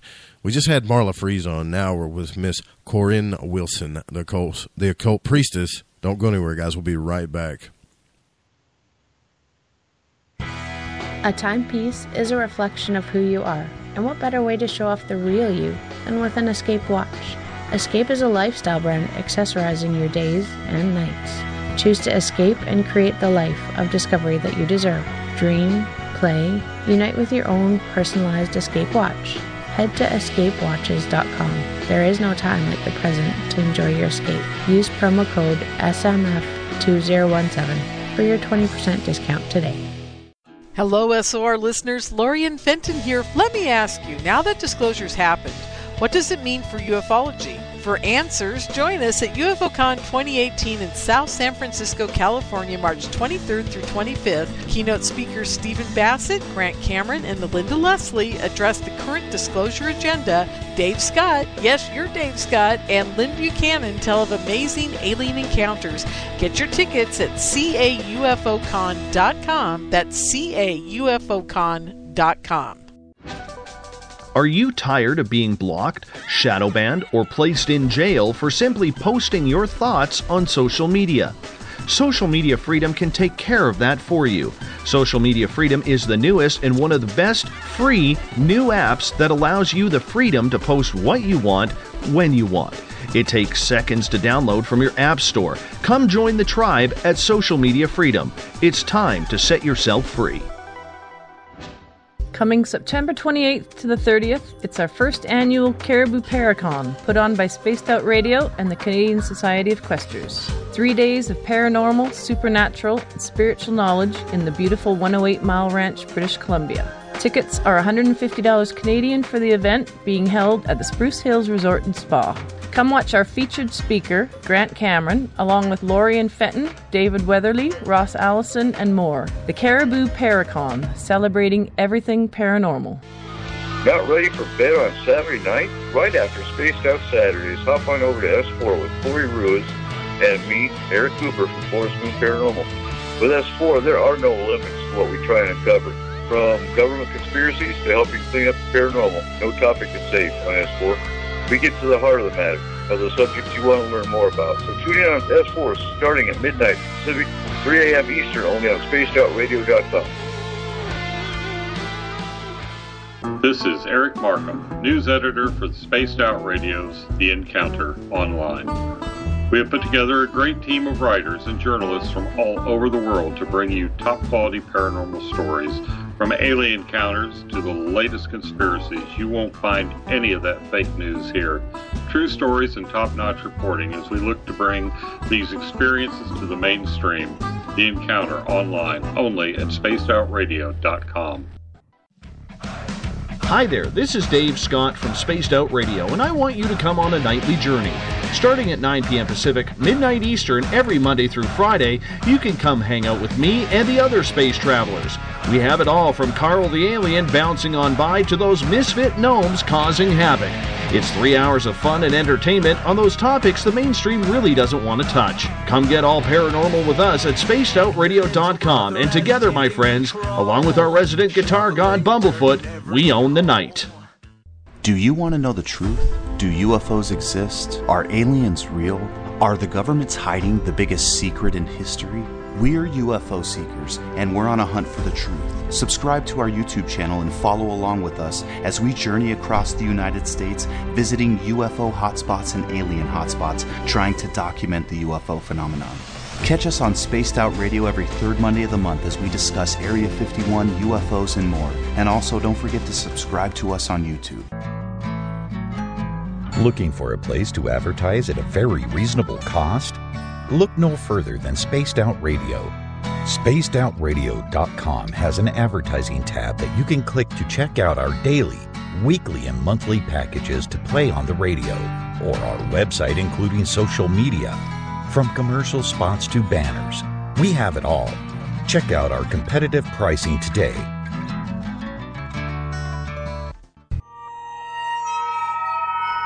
You hear footsteps in the empty room above you. A rocking chair begins rocking by itself. Don't be afraid of the things that go bump in the night. Reach for Spirit Storybox, the iPhone app the Huffington Post UK called the only ghost hunting app you will ever need.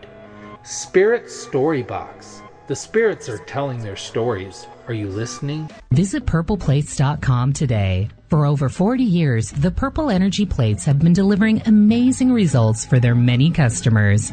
Inspired by the great genius Nikola Tesla, the harmony, healing, and energetic effects of the plates have proven over and over to be beneficial and often miraculous to thousands of customers.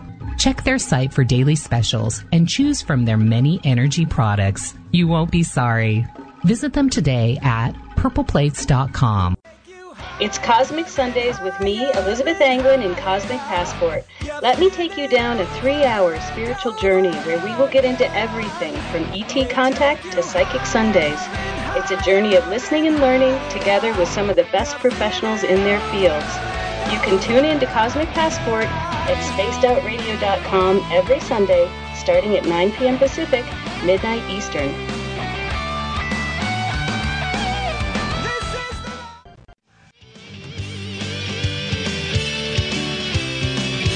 The opinions expressed by tonight's guest do not represent the opinions or position of Spaced Out Radio, syndicated carriers, or anyone associated with SOR Media. Listener discretion is advised. Want more information about our programming? Check out spacedoutradio.com. You can follow our host, Joe Rube, on Twitter at Lighting the Void. Call in to tonight's show at 501-777-5631. Now, entering the radio ring from Arkansas, Spaced Out Saturday host, Joe Rube. Welcome back to Spaced Out Saturday. I am your host, Joe Roop. Don't forget, live right after the show, if you're listening on the Fringe.fm, right after Spaced Out Saturday, S4 will be on with Eric Cooper and Corey Rees and company. Tomorrow night, Psychic Sundays with Elizabeth Anglin, and Dave will pick it up for the rest of the week. Don't forget, Spaced Out Radio is here for you 7 nights a week. You can call into the show if you want. It's 501-777-5631. And that's just one line. So if you do call and, and it's a busy, then you just wait your turn and call in again. One of these days I'll get that fancy 5-line set up back again. So also, I do need to mention, you can go to GoFundMe.com/We Own the Night to help Spaced Out Radio upgrade their studio for our new terrestrial stations that's going to be coming. Now, we just had on the first part of the show, Marla Frees, who is an author of American Psychic, actress, and co-host of Dreamland with Whitley Strieber. And in our second part of the show, we are now speaking to the occult priestess, Corinne Wilson, and it's been a fascinating conversation. Thank you for coming on the show, by the way. I don't know that I told you thank you when you came on, so thank you. Oh, I'd love to be around your energy field. Roop dog! Yeah, it is hard being Roop D-O-double-G, that's for sure. That's so charming. That's so corny, but it is kind of funny. It's hilarious. We're talking about consciousness, and we talk about aliens, and that's my two favorite things to talk about, aliens and consciousness. Aliens and consciousness. But consciousness is a thing that it's like I was saying with Marla, the biggest mystery of all to me. And do you take the Jungian approach, or how do you map out consciousness? I'm going to just ask you that. Yes, my kindergarten book is basically based on Jungian psychology. I took the road through Jung. I, like Marla, can speak with people who have passed on. But Jung is actually part of that big school I was talking about, and one of the teachers I could pull upon to say, hey, what does this really mean, like in English? And he would tell me. Really? Yeah. Okay. And when he discovered the internet through me, he totally freaked out. He was like, it's the collective unconscious, but it's made manifest. But he was like, is this a computer? This is the fourth dimension? I don't understand. So it was really a wonderful epiphany to feel through his mental field this vision that he had as a man of this collective unconscious, as we call it, and how it manifested in the physical as the internet as we know it today. Yeah, I've thought the same thing, but I didn't quite word it that way, like that we created this thing so we could get closer to each other and our ideas and stuff a lot faster. I've always believed that, too. That's pretty cool. It's amazing. Yeah. But why do they call it the collective unconscious? Thank you. That's where I'm going. I'm driving the bus here. All right. Okay, so waking awake state. You and I, partially right now, we are in third dimension, and we're in waking consciousness, all right? And this is all Jungian psychology I'm giving you right now. You can get it in a book. Your subconscious, which is where your dreams are, where your thoughts in the back of your head are, and also usually for most people, the conversations they're having with other people, like, I can't believe you wore that dress. That's the same dress I wore, and you really pissed me off. So people bitch on this level a lot, actually. There's a lot of that, almost once a day, somebody's in that realm yelling down the hallway at someone else. Hey, why'd you do that to me? Why'd you cut me off? Uh-huh. So there's a very loud aspect of the collective unconscious and the subconscious. The loudness reverberates. So if you are angry in your subconscious, you will also be drawing from and experiencing the anger of others. Does that make sense? Because your subconscious is your little link into the collective consciousness of mankind. So when I so you're saying if I get angry, I'm pulling from the collective angriness of people? Yes, and you're feeding the monster. You're feeding the beast, man. Interesting.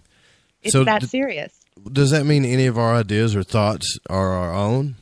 I love that. That's like the best question ever. Are our thoughts our own? We are co-creators with God. Everything we do, every breath we take, every move you make, I'll be watching you. Co-creators with God. We don't do anything without the presence of love, God, the superior, the supreme. So, okay. So that means then really then Joe Roop is really just a meat body, basically. Nope. Don't mean that at all. Okay. So you've got because we're doing psychology and it's quite dry and Swiss and not very fun. And it's not the way I describe it anymore. But people like to be taking down the road of science. So here we go. Sure. You're conscious. Your subconscious is also where you were hit as a child. Every trauma, every peak experience, good or bad, is in the subconscious. Every ghost lady or abusive man is in the subconscious. If your grandmother beat you, she lives in your subconscious until you get a clue and you start sweeping up and cleaning it out. And I call it the attic.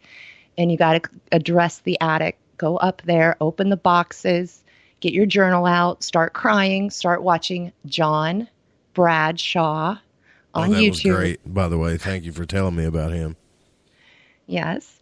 And so you get into it and you will be guided. And that's the thing. You don't have to give somebody to the letter A, B, C, D. They will be guided as long as their heart is sincere. And then from the subconscious, let's say you cleared that out, then you start seeing with your they live glasses on, you get red pilled and you realize, wait a minute, I was so messed up that I did not see or recognize how messed up my society was. So you get kind of clear, right? You get clearer, you get a better perception. Your filter of your ego gets a little cleaner. You can see through the dirty windows, and then you start looking at all the other dirt that's built up from all the other beings, some human and some archonic overlords. So you get red pilled, which is a nice term for saying you wake up to the matrix, I suppose.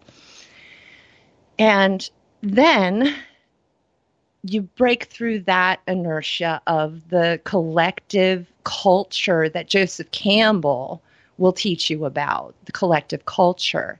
Joseph Campbell will tell you the biggest buildings in a community are representations of that community's highest ideal. And when I look down the street, I see downtown Los Angeles, and I say that materialistic, imperialistic system is not my ideal. And that is going against, let's call it the matrix. I enjoy using that word. It's going against the system. It's fighting the man. You know, we can go back in history with all these little catch terms that we've had for this. Once you start being a spiritual warrior, basically, and saying, I'm not going with this program, no way. Now that I know more truth, I have a hankering to know the rest. And that's what drives us. It's what starts that flame inside us or reignites the Vestal Virgin flame inside of us to take us back to gnosis, to take us back to pure light of knowledge, which through experience gets cultivated into wisdom, which is the pearl Marla was talking about. The pearl can only be created through experiential wisdom or gnosis. You have to go through it to know it. You can't be an armchair anything. Mm-hmm. If you were an armchair person, you never would have learned to walk or talk, right? You'd just be studying about walking and talking. Yeah, but exactly. You'd never do it, right? That's the life the Matrix wants us in, because it makes us slaves and it makes us not sovereign, not children of God with our crown chakras or, imperial crowns of the kingdom of heaven on our heads. So you can see, as I'm saying, crown, royalty, kingdom of heaven, that I do believe in some kind of hierarchy, but I believe it's based on soul merit and soul growth. So someone above you can only love you more than you could possibly love. And that's the only reason why they're above you. Does that make sense? Yeah, it does. It makes a lot of sense, actually. That's actual hierarchy of love. And that's the way it is in heaven, but also, hopefully soon, on earth. But if we're talking about, and I understand what you're saying, I really do. And we're talking about psychology, I remember reading something where Sigmund Freud and Carl Jung were going back and forth, and after Freud had read, like, I don't know if it was his Red Book or his ideas about the collective unconscious, that he warned Carl Jung. He said, you don't write this, don't publish this, because you're going to release a black plague of occultism across the planet, you know. Which in turn, I mean, it was already there to begin with, but it's not a black plague. It's like everybody, as soon as this knowledge comes out, even the highest of minds are afraid of it. And I don't get that. Because they're insecure, and you do get that. Yeah, I do get insecurity, but I'm not to be afraid of knowledge. I just never understood that part. I think they have some kind of weird shame about God and about love because they're more into self-service. And so they're not equipped, really. They haven't cultivated the equipment to touch those higher realms. They're really stuck in ego and stuck in the animal mind of survival of the fittest. That makes sense. So you have the collective unconscious, right? Which is let's call it the psychic telephone of the world, okay? And then when you're in a joyful state, you're also drawing from that collective, and you're building it up. You're not feeding the beast this time. You're feeding the love. You're feeding the joy. Every time we give healing treatments to other people, or, you know, call that friend up who might be depressed, we are feeding love into our matrix, so to speak. And that breaks down the falsities. Love melts fiction. Sure. It's pretty important. Love melts fiction. Yes. Helps with discernment, because if you're listening to somebody talk and you're like, man, I don't know if I should believe this person, get into the heart space and listen with your heart ears, and you will know almost instantly if you should trust this person. Well, I do know this, that when I read the 12 Emerald Tablets, where Thoth was talking about a person being a judge, right? I'll say Thoth so you don't get mad at me. Well, so Thoth was talking about, you know, because you're the judge, like being a judge wasn't a good thing.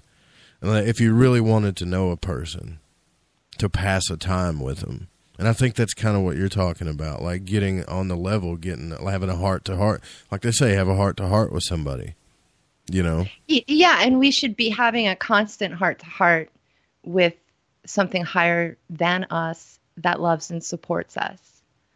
And that wants the best for us here in this little game we are playing on Earth as humans. Now, I know in the astral realms, when people travel in the astral realms, like Bob Monroe talks about, and I forget what he calls it, but he calls it a lot of, where there's just a lot of crazy thought, and you can actually see it and feel it in these realms, and he wants to avoid it because you don't want to get caught up in it. It's almost like it's just a ball of thought junk, you know? Mm-hmm. A lot of people that are experiencing sleep paralysis, like I used to, are hearing radio waves. We're hearing conversations. We're hearing tortured screams that sound like coming from hell. But we are hearing even television shows. So that is the collective unconscious. And those with the ears to hear it do hear it. And I'm sure it's driven some people mad. But in the technology age, it seems like we have some kind of buffer that keeps us in more of a quiet space than absolutely tearing and clawing at our ears. But when we are in that state of consciousness just above, it's just the twilight zone of the third and fourth dimension, honestly, that's the conversation going on across the earth. And you're in it, whether you're awake or asleep, alive or dead. Everyone's in that conversation. Now, that is once you're past the attic, right, the subconscious into the collective, there is a doorway in the collective. And Hermes calls it the Temple of Light. And when you walk through that doorway, which is by invite only, thank you, that is what we call cosmic consciousness. That's when you break all the sound barriers. You are quicker than a speed of light. You're beyond the realms of the dead and the bardo. You're beyond the fiction of this world. And you're in the stratosphere. And it is disco, man. It is psychedelic disco, and it's beautiful, and it's really hard to describe, but it's all mythologies at once and beyond.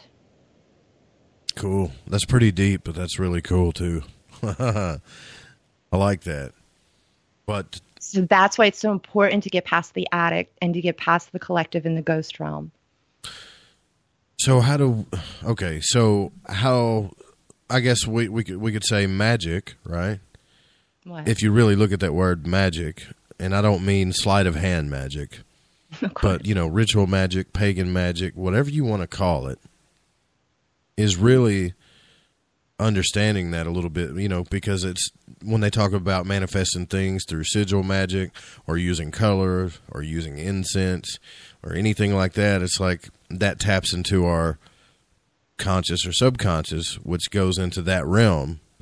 But sometimes I wonder, is tapping into your energy field. It's putting things in your aura specifically, like saying I want love, so I'm wearing rose and I'm wearing pink. mm-hmm. So you're actually programming your aura with what you want. So that's magic. It gets real hazy to me when I look at energy and consciousness. Sometimes I wonder if it's not the same thing. Well, like I said, it's light. Hermes told me everything is light. It's the simplest he could make it. I believe also in Whitley Strieber's book, Afterlife Revolution, that his wife that passed away, Anne, says the same thing. So there you go. Anne and I had a lot of synchronicities, and I love that woman's soul. Yeah, and believe me, I won't call her a spirit because spirits are usually ghosts, and that woman is a soul. Bless her. Yeah, that's a really good book. You guys should grab that book as well, Afterlife Revolution. But I think you're right. So can we use this knowledge? I mean, that's what the occult is all about, right? Like using this knowledge to increase our consciousness, increase our awareness, to better our lives, to better our energy, to be happier, to be more helpful, to make the planet a better place.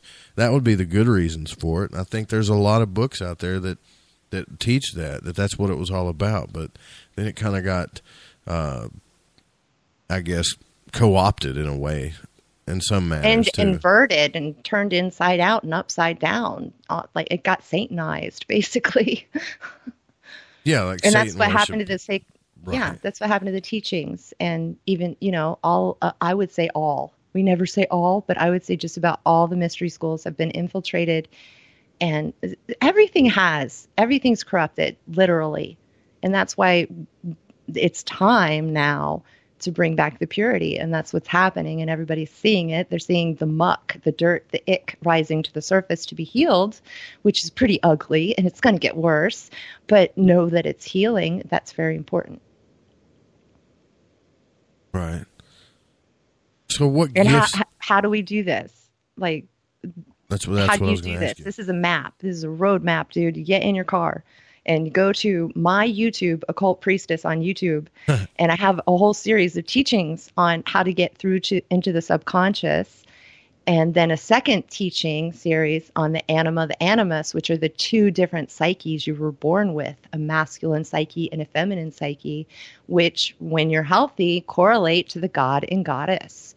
And that's within you are Shakti, Shiva energies.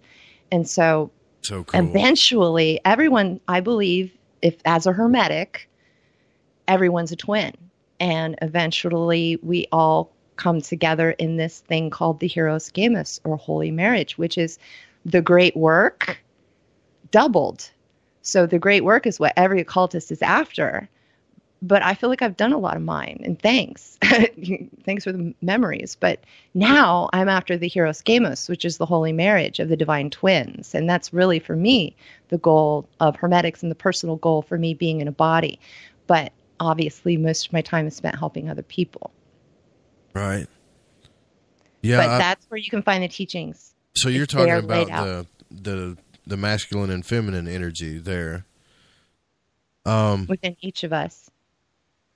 Which I think there's a pretty good symbol on the temperance card. I think that's the right card, where it's got the angel above it. I might be wrong. I'm pretty bad with tarot. You're right. But there's a very good analogy there. But I had a magician, or Frater Xavier, says on his YouTube channel as well, that you got to combine force and form. Is that what you're talking about? Like he's talking about, yeah, it's logical to make a magic sigil when this planet's lined up with this or whatever, but it's not going to work if you don't, when you do your visualizations, if you don't put your emotion into it and see it and be there and feel it, really feel it.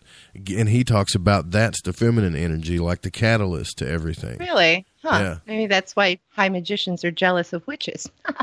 That could be, because we are all emotional, dude.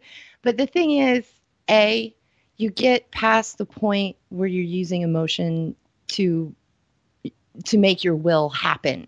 I mean, that kind of, you graduate from that.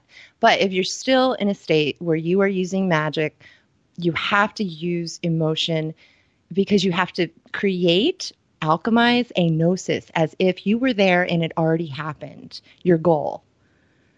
And to do that, you put yourself in a ritual and with candles, and you change your room up, and you know it's not a regular Saturday night at the house. There's something different going on, and your subconscious picks up on that. And if the only time you light candles is in ritual, then your subconscious will immediately go into that higher state of mind that you do magic in when you see a candle. So you really have to think about how you're programming yourself, because it's exactly what you're doing. And you got to be careful with that, by the way, I think, if you're going to be programming yourself. But be brave. Can't you just meditate and visualize that way? You don't have to do like the rituals and robes and all this other stuff, right? I had to when I was a baby witch, but I always learn the traditional way, and then I'm upgraded to, well, you don't need all that stuff. Here, you do it without it. And I think that's most magicians. By the way, if you think, and I will say this too, and I really mean this, when I say the word magic, if you think that you're not practicing magic in your life, you are sadly mistaken. And I'm sorry. I will say that because I believe that with my whole heart, because when I learned what Hermetics was, and I started understanding this, I could look back on my entire life and see how I was constantly manifesting my own curses and the good things in my life at the same time, unaware that I was doing it, you know? Yes, sir. My good friend and psychic, Lydia Steck, said to me today that she has been having a phenomenon that she started seeing people's words as geometric shapes. Oh, wow. And she said, those shapes are beautiful when the intention is, right. And they're ugly and they're, just not fascinating when they're wrong. So she is getting a whole new visual knowledge of how to deal with life and people. Like, what a lesson she must be going through. Yeah, that is really cool. I've never heard of that, though, but that's pretty cool. Me neither. But she's, we've developed together as psychics over these past 28 years or so. But a lot of people, and like I like to say, even normal people, are starting to see things. And I'm very excited. I do believe 2018 is the year everybody gets their third eye open. If it's going to open, this year's the year. Chat room's firing in on this one now. Catalina says, what kind of curse, Joe? I'll answer that. Andy says, very true, Roop. I've used magic to get a car and girlfriends. That's good. I don't think that's bad. If that stuff made you happy, that's great. But when you say... It was definitely part of my spiritual path. When I was single, I was like, I want this kind of man in this way, and he's going to bring me this energy into my life. And I did that, and I always manifested the guy I had like in my mind, but it's not someone I knew ever, because that's black magic to me. Yeah, when you're forcing yourself on somebody else or messing with somebody else's will. But when you say what kind of curses, I mean little bitty curses all the way to big ones. Every time I go to this gas station, it always pumps over. Every time I order here, they always screw my order up. I always get a flat tire at this time of the month. I always get sick this time of the year. I would say that's spiritual warfare, my friend. And on about how I cursed myself doing that stuff.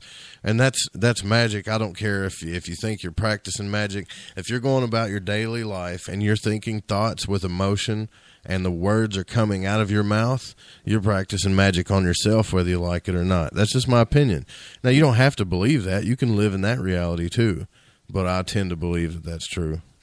They say I create what I speak, but that only goes so far, because I will tell you everyone here is on a script, and God wrote the script and you follow the script, and it's supposed to be good for you. And like couture, like it's form fitting to your soul. So get on the ride and go for the journey. And that's the joy of it.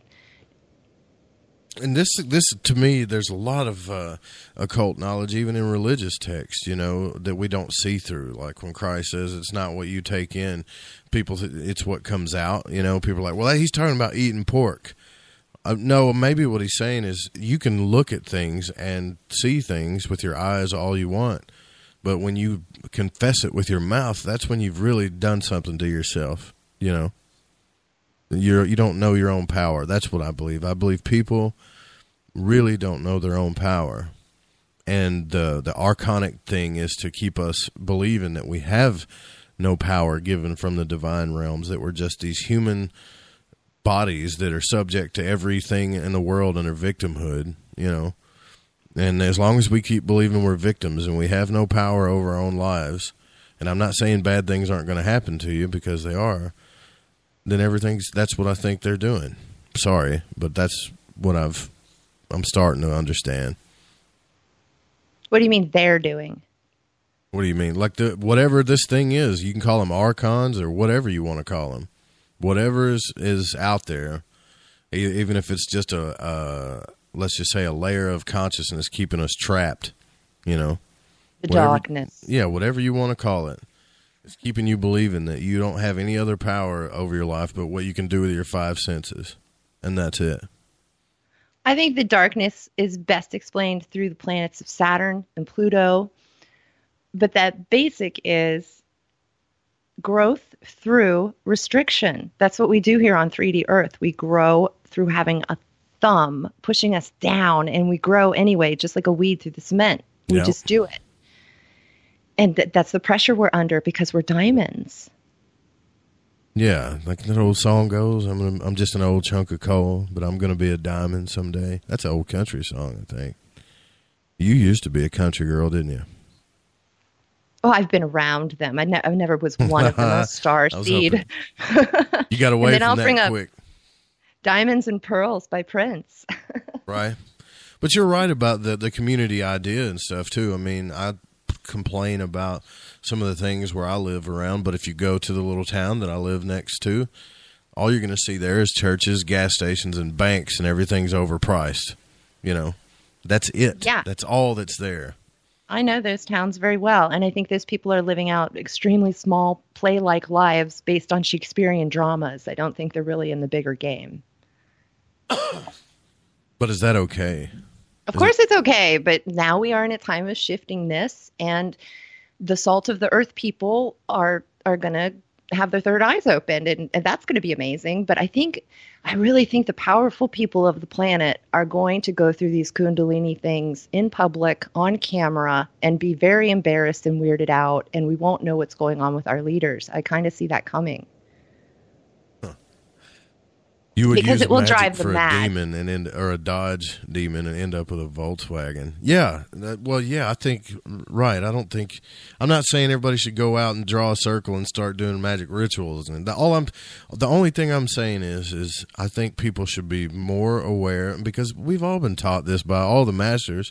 Be aware of what you're thinking, be aware of what you're saying.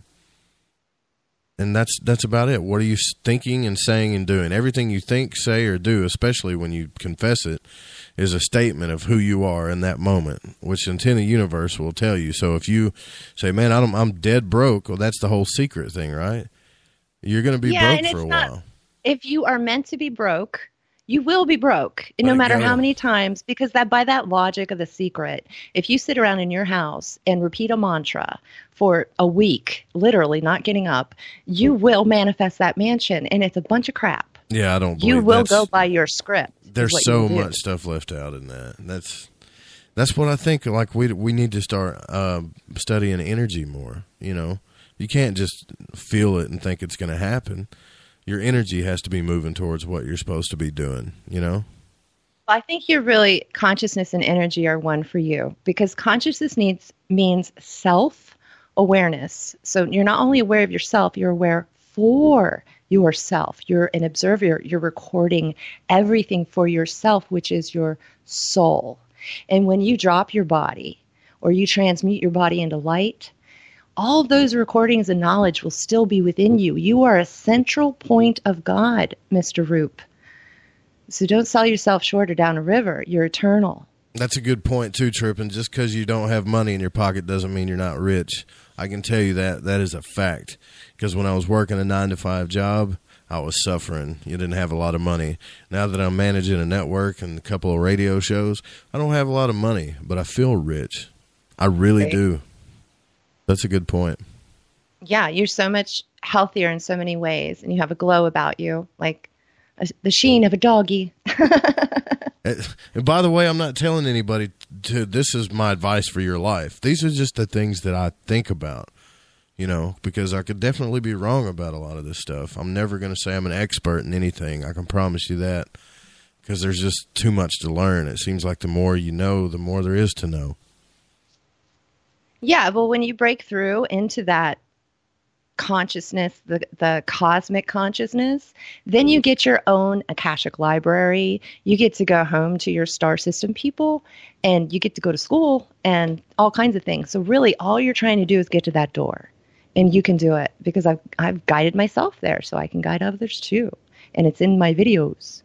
Do you think the subconscious is the doorway, the beginning doorway? Yeah, it's where all your spooks, guardians, like the guardian at the gate, that's where that thing lives. Anything evil or dark within you was born in that subconscious. Right. But it does make you wonder, though, and it makes me wonder the difference between illusion and reality sometimes. I think that's a good thing. You should really think about that, because there really is and Buddhism will tell you, this is called Maya, Mara, world of illusion. That's trippy to even think about that, isn't it? It really is to me. That's trippy. So, when I get up in the morning, of course, sometimes I'll get up and I'll go straight to the shower, right? And I'm still in this haze, the morning haze. I'm not awake yet. And I'll get in the shower and I'll just turn the hot water on and just I'll still be kind of half asleep, and I can feel myself moving back and forth between this realm and the dream state that I was in. And I promise this is weird. It happens to me at least once a week. I don't know which one's reality sometimes. I'm like, whoa, wait a minute. And that itself freaks me out, So I'm not ready for the big move, those big moves you're talking about. I can tell you that. Because I'm still trying to figure out where I'm at in the shower. They're coming. Well, all you have to do is take that state of consciousness when you get out of the shower and go lay back down and follow the map, follow the line, because it will continue. So grasp that opportunity. Who is the biggest inspiration in your life as far as teaching goes and learning? My guru, Sri Mamo Devi of the Karma Kagyu lineage. Never heard of him. Well, of course, she's my personal guru, and she's now passed on into the realms of light. Oh, you mean like popular people? Yeah, well, no, that's great. I'm glad you answered that way, too. But, okay. I mean, if there was somebody that you could tell the listener, like, hey, really go check this person out to get started with all this, like somebody that wants to learn, they're starting to understand consciousness or hermetics or whatever, but they want to start from not knowing anything, where would you send them to? Oh, my goodness. Neil Kramer is a beautiful man. Neil, N-I-E-L, N-E-I-L, Kramer, K-R-A-M-E-R, Neil Kramer. He's beautiful. But I don't have that many people really to give you. I think the most important thing is say some prayers, ask for your angels or spirit guides, and then go on YouTube and be guided, because you will. You got to ride the train. You got to get on. That what was that guy's name that you told me? I forget his name. Not Neil Kramer, but the guy that I watched on YouTube. Oh, John Bradshaw. John for cleaning Bradshaw, out the subconscious. Yeah. Oh, he's the biggest maid there is to clean out the subconscious. John Bradshaw will tell you your childhood. Yes, it sucked, but there's a way through, and you can heal. And he healed me. I would not be here to this day if it was not for John Bradshaw. Yeah, he had a real good video about shame. Healing the Shame. Healing the Shame. It was. Maybe you could talk about it because it just blew me away. I watched it twice, actually. Thank you. Oh, God, thanks you. Healing the Shame That Binds You is especially speaking to the sacred divine masculine within all of us. And it is the part of us that is the ego that wishes to be, in John Bradshaw's case, a big man, a man that can take care of his family, a man that can defend his family, a big man. And having this idea in his head from an early age, he became an alcoholic at like age 14 because he put all of this mental pressure on himself from his abusive family. And so he tells you his story.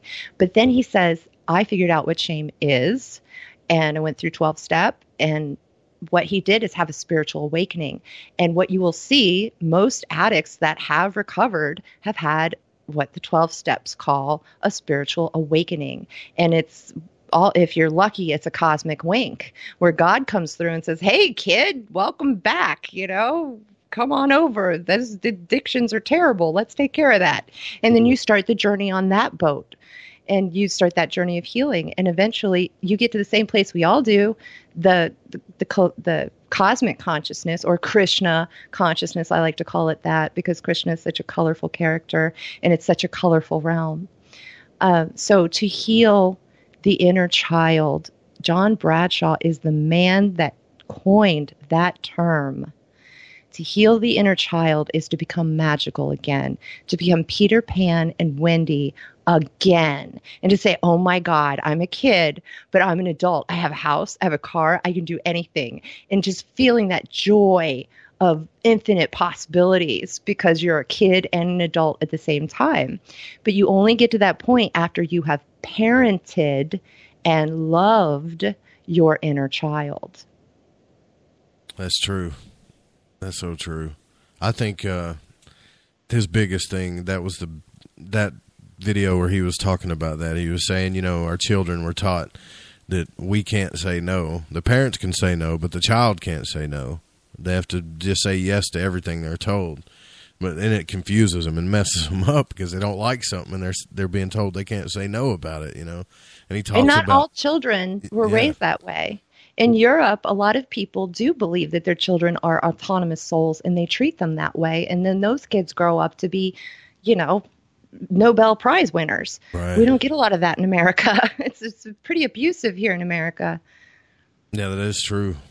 It's definitely true. But I have seen children who were raised well, and they are like angelic adults. It's amazing. Yeah, me too. I've always been jealous of them, but I know I'm on my own walk too, We're all jealous of them. Seriously, yeah. To me, this is just me, but it's always been children that have been raised by, like the elderly. Yeah, I think, the wisdom. What keepers. is that, right? Like in my family, I've got 4 cousins that were adopted by my grandmother, and the ones that were with their original parents when they were going through all that stuff really had some hell to go through. I mean, some real hell, and it's some tough childhood.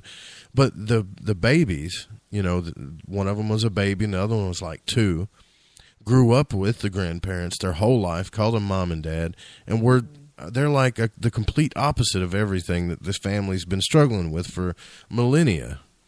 It's like a shift. It's a big difference. And also we can see that in birth order in every household that has more than one child. And John Bradshaw also talks about birth order. If you're the firstborn, the whole kingdom is falling on your shoulders. If you're a girl, you're the second mom. If you're a boy, you're the second dad. And it's all that pressure because your parents can't take all the pressure of their lives and their world. So they're putting it on the children. And then finally you get to the baby. I'm a baby of the family, and we get all the crap from everyone above us, and all we get to do is what John Bradshaw says, all we get to do is kick the dog. Right. That's so funny. That's so true. I'm thinking about that whole situation, but I always thought, how people talk about evolved societies, and I like to get really out there and think about evolved races on other planets. Now just hear me out. This is not Joe Roop saying that this is the truth or this is the way it should be. But what if we had a society where parents, I I guess, made the children. They were still their mother and father. They still loved them. They were still in their lives. I mean, it maybe even still lived with them. But there was an elderly, like an elder person there that was always responsible for raising them, teaching them wrong for right, taking them through school. Like they were just assigned an elder. It doesn't have to be their grandmother unless they're around. I got to thinking about that, the whole cause and effect. I started thinking about the ripples of all that. Right. And, I was like, man, that would be a totally different world. Because yeah, and you're thinking about tribal societies, and you might even be remembering past lives. I could be. Maybe. Could be. That's a cool thought, too. Yeah. But yeah, I was thinking about an evolved society. That's the way it would be, because it's a lot of times. But tribal societies on this planet are the same way that you just described. We blame this stuff on our parents, though, And that's our culture. Our that's parents not the whole are planet. still trying to figure out who they are. They're still trying to. That's our culture. Yeah, they're still trying to pay the bills and figure out who they are and what they're going to be. Meanwhile, trying to raise a kid. They're wounded inner children raising and wounding other children. It's a very bloody playground out here, buddy. Yeah, it's bad. But really we bad. have the light. We just need to shine it. So you were making the point as I was finishing mine that there are tribes already on this planet that do that. Yeah, always have been, because the tribal societies are the ones that they're trying to kill, if you look. What do you mean by that? The Native Americans, the Ethiopians. They have kings in Ethiopia, but are they recognized by our people? All of these things. The tribal societies were raped and pillaged, obviously. Still are. I think Catalina's asking you that, why do you think aliens abduct humans? I'm pretty sure she's asking you that question. Yeah, that's a huge question. Thank you. I do hear the stories from even clients, and I feel their heart bleeding, like it totally happened to them. I gotta say, I think it's a state of consciousness. I think it's a state of soul kidnapping. I'm not 100% sure it is physical. I am aware of Linda Moulton Howe with her work with cattle mutilations, which seems very similar to physical abduction. So I don't know is the answer to that question, honestly. It doesn't fit in with it. Everything else fits, but the abduction thing to me I'm trying to piece it together, the horrific thing Whitley Strieber went through, that doesn't fit together with these benevolent beings to me, but. Of course not. No. My soul was abducted, and I would say by demons, because I saw a shadow figure, a shadow man, but someone else would see a gray, and more importantly, someone else would see a troll or a gargoyle. So what is making the form? The form is obviously scary, and we obviously think it's evil, but what's making the form? If our thoughts are not our own, we're not imagining it. I didn't say be a shadow person, please, instead of a gray, but I think maybe they're different levels of the same darkness. I saw a troll or gnome or something when I was a kid, for sure. See? With my eyes open, by the way. It's possible that the fairy realm got mixed up with the demonic realm, like a Kit Kat, like you got your peanut butter in my chocolate, and they turned the fairies bad. I mean, it's possible we have a negative fairy realm, because every time I hear about demonic stuff and poltergeist, it sounds like a fairy on crack. Yep. And I still want to know what that thing was flying around my head when I was 5 years old, trying to freak me out. Tell the audience about that. Well, I have, but I'll tell you about it. You can tell me what you think, because I don't think I've told you about this. But I used to lay at night in my bedroom with my father, would shut everything off. So there were no lights, there's no sound, nothing. Everything had to be pitch black darkness with no sound, and I couldn't stand it. As a child, I would freak myself out. Right? I would face the wall instead of looking back towards the house, which my doorway faced the living room and everything else, because I was afraid I was going to see something. I would hear things. Anyways, I would freak myself out, basically is what I'm saying, when I was a kid. And one time, I swear, I looked down at the end of my bed, and I saw these things peeking out around my chest of drawer. Now, this chest of drawers at the foot of my bed, So you can imagine my bed, then the drawers, and behind that was these things peeking out, and I would pull the blanket over my head. And this traumatized me. I remember every detail about it. And I would get back up and looked again, and this time they were closer, but it was like moving still frames. They weren't really right. I call it stop motion photography because they're not completely in our dimension. That's why they're choppy. Moving still frames. One of them was like this witch-looking hag character. Another one was something flying around, and I pulled my covers over my head, and I could feel them touching me and poking me, and I could feel, and I've told the audience this, something flying by my head, like, you know what wings sound like when they feel like they're by your head? Mm-hmm. And people's like, oh, maybe it was a fan, or maybe it was this. No, this was powerful enough you could feel the flapping by your head. And I just pulled the covers over my head and screamed to the top of my lungs and then ran into my dad's room, you know. Terrifying. Yeah. And that happened to me a few times when I was a kid. If it wasn't that, it was some big troll standing in my doorway. What's my eyes open? You know, my dad would tell me, man, that's just your imagination. Well, explain that, Dad. Is my imagination creating things that aren't there? Exactly. You know? Can your father explain that? No. No, but it did go away. I started to learning to ignore it and just kind of, whatever, force myself to go to sleep, things like that. And that stuff left by the time I was 12. But when I was a kid, I saw all kinds of jacked up stuff, man. When I was a little, I would say toddler. And I even remember the nightmares I had when I was that young.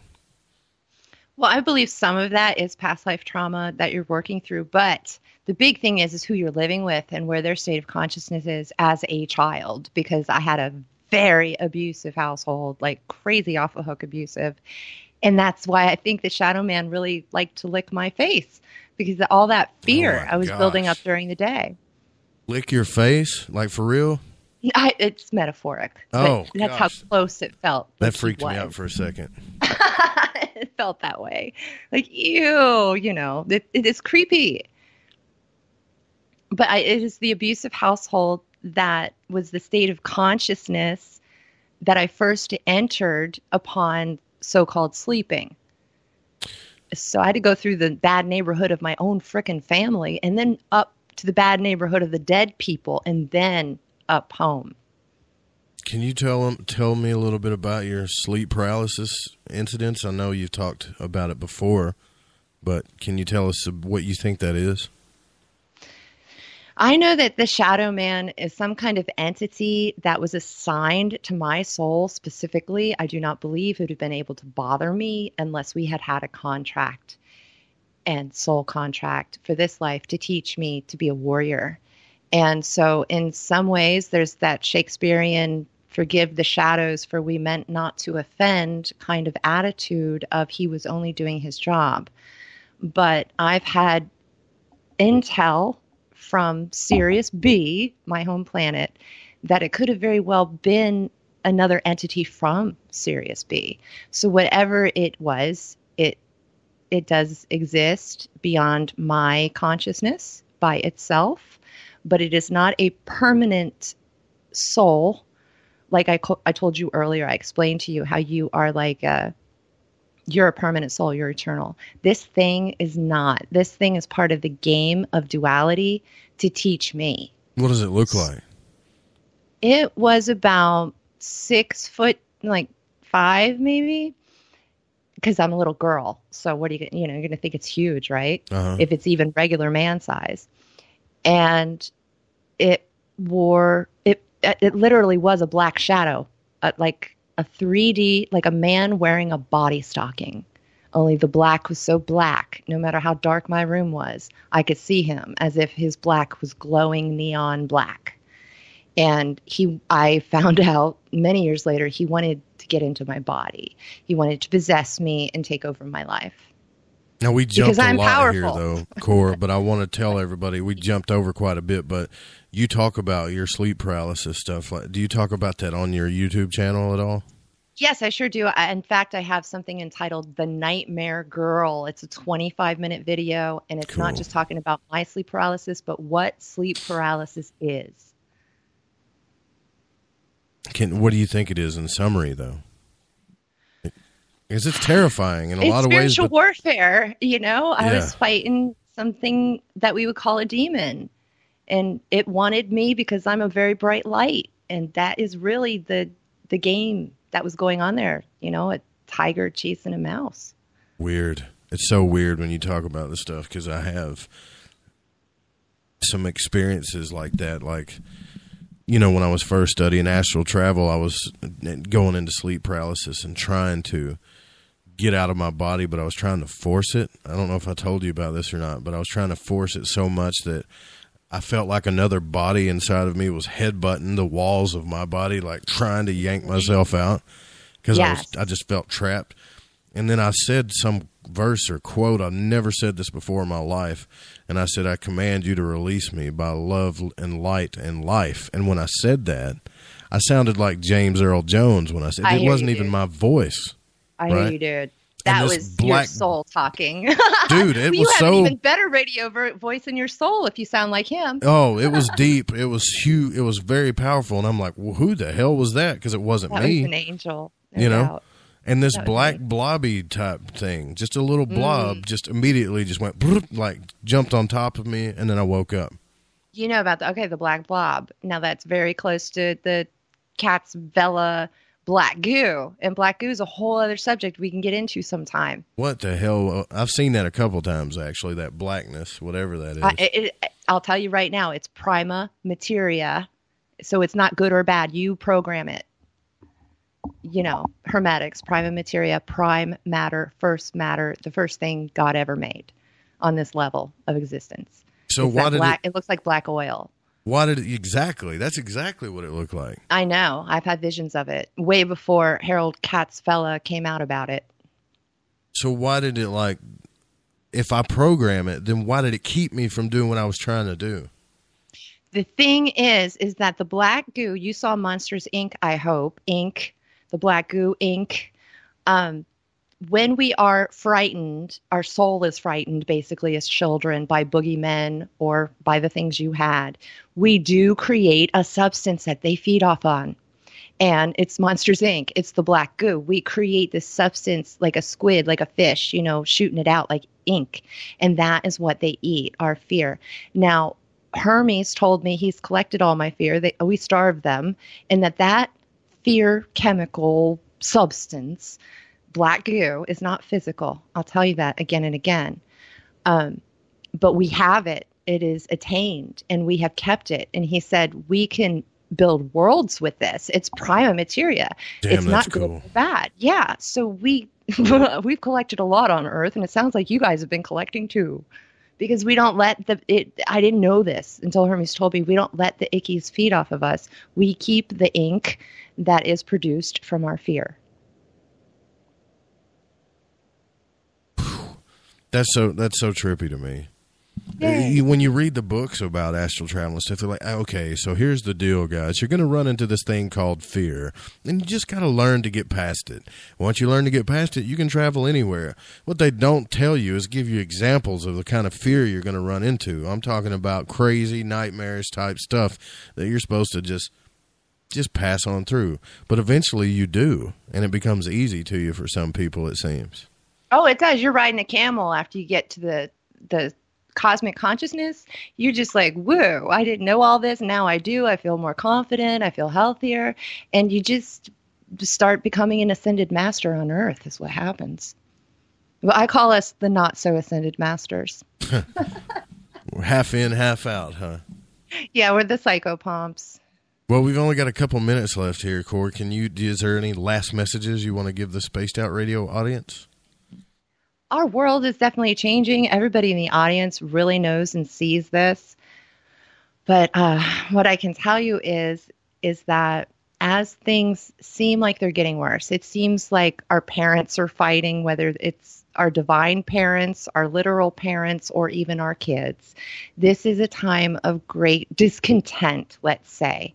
And it is because the wounds are being healed. You can't heal a wound without addressing it and acknowledging it as a wound. The Me Too campaign is a part of that. You know, that was a pretty big eye opener of, wait a minute, it's no longer cool to rape women in Hollywood. Really? when did we come up with that idea? Because I've always thought that, but it actually came out as a campaign. So I think a lot of these things are God's doing, because I believe we are in God's play. As I often say, God scripted this through astrology, and you guys co-created it together to grow your soul into gold, from lead to gold, which is Hermetics. So I'm letting you know that it will look worse, but it'll start feeling better. I know it's a dichotomy, but that's where we're headed. Please tell everyone how they can find your work online, please. Okay. occultpriestess.com. And YouTube as well. Great Yep. stuff on YouTube.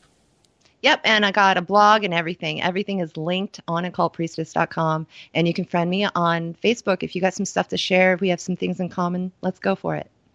Well, thanks for coming on the show. I hope, we can do this regularly. I like having you on. It's fun. You're on fun, Lighting the Rube Void. Dog. You've been on Spaced Out Radio. It's really cool. I'm glad you came out. This has been awesome. I'm saying hi to Joshua Bowling, too. He just showed up in the chat. Yeah, there's a couple of Thank people you. that just showed up in the chat. Hi, Josh. How are you? All right, guys. He's a rock star. We're going to get out of here. We've got to move on further into the night. Don't forget, if you're listening live on the Fringe FM, the Fringe.fm, S4 is coming on next. We'll see you guys next Saturday. Thanks for listening. Namaste. They stop counting by the last mile.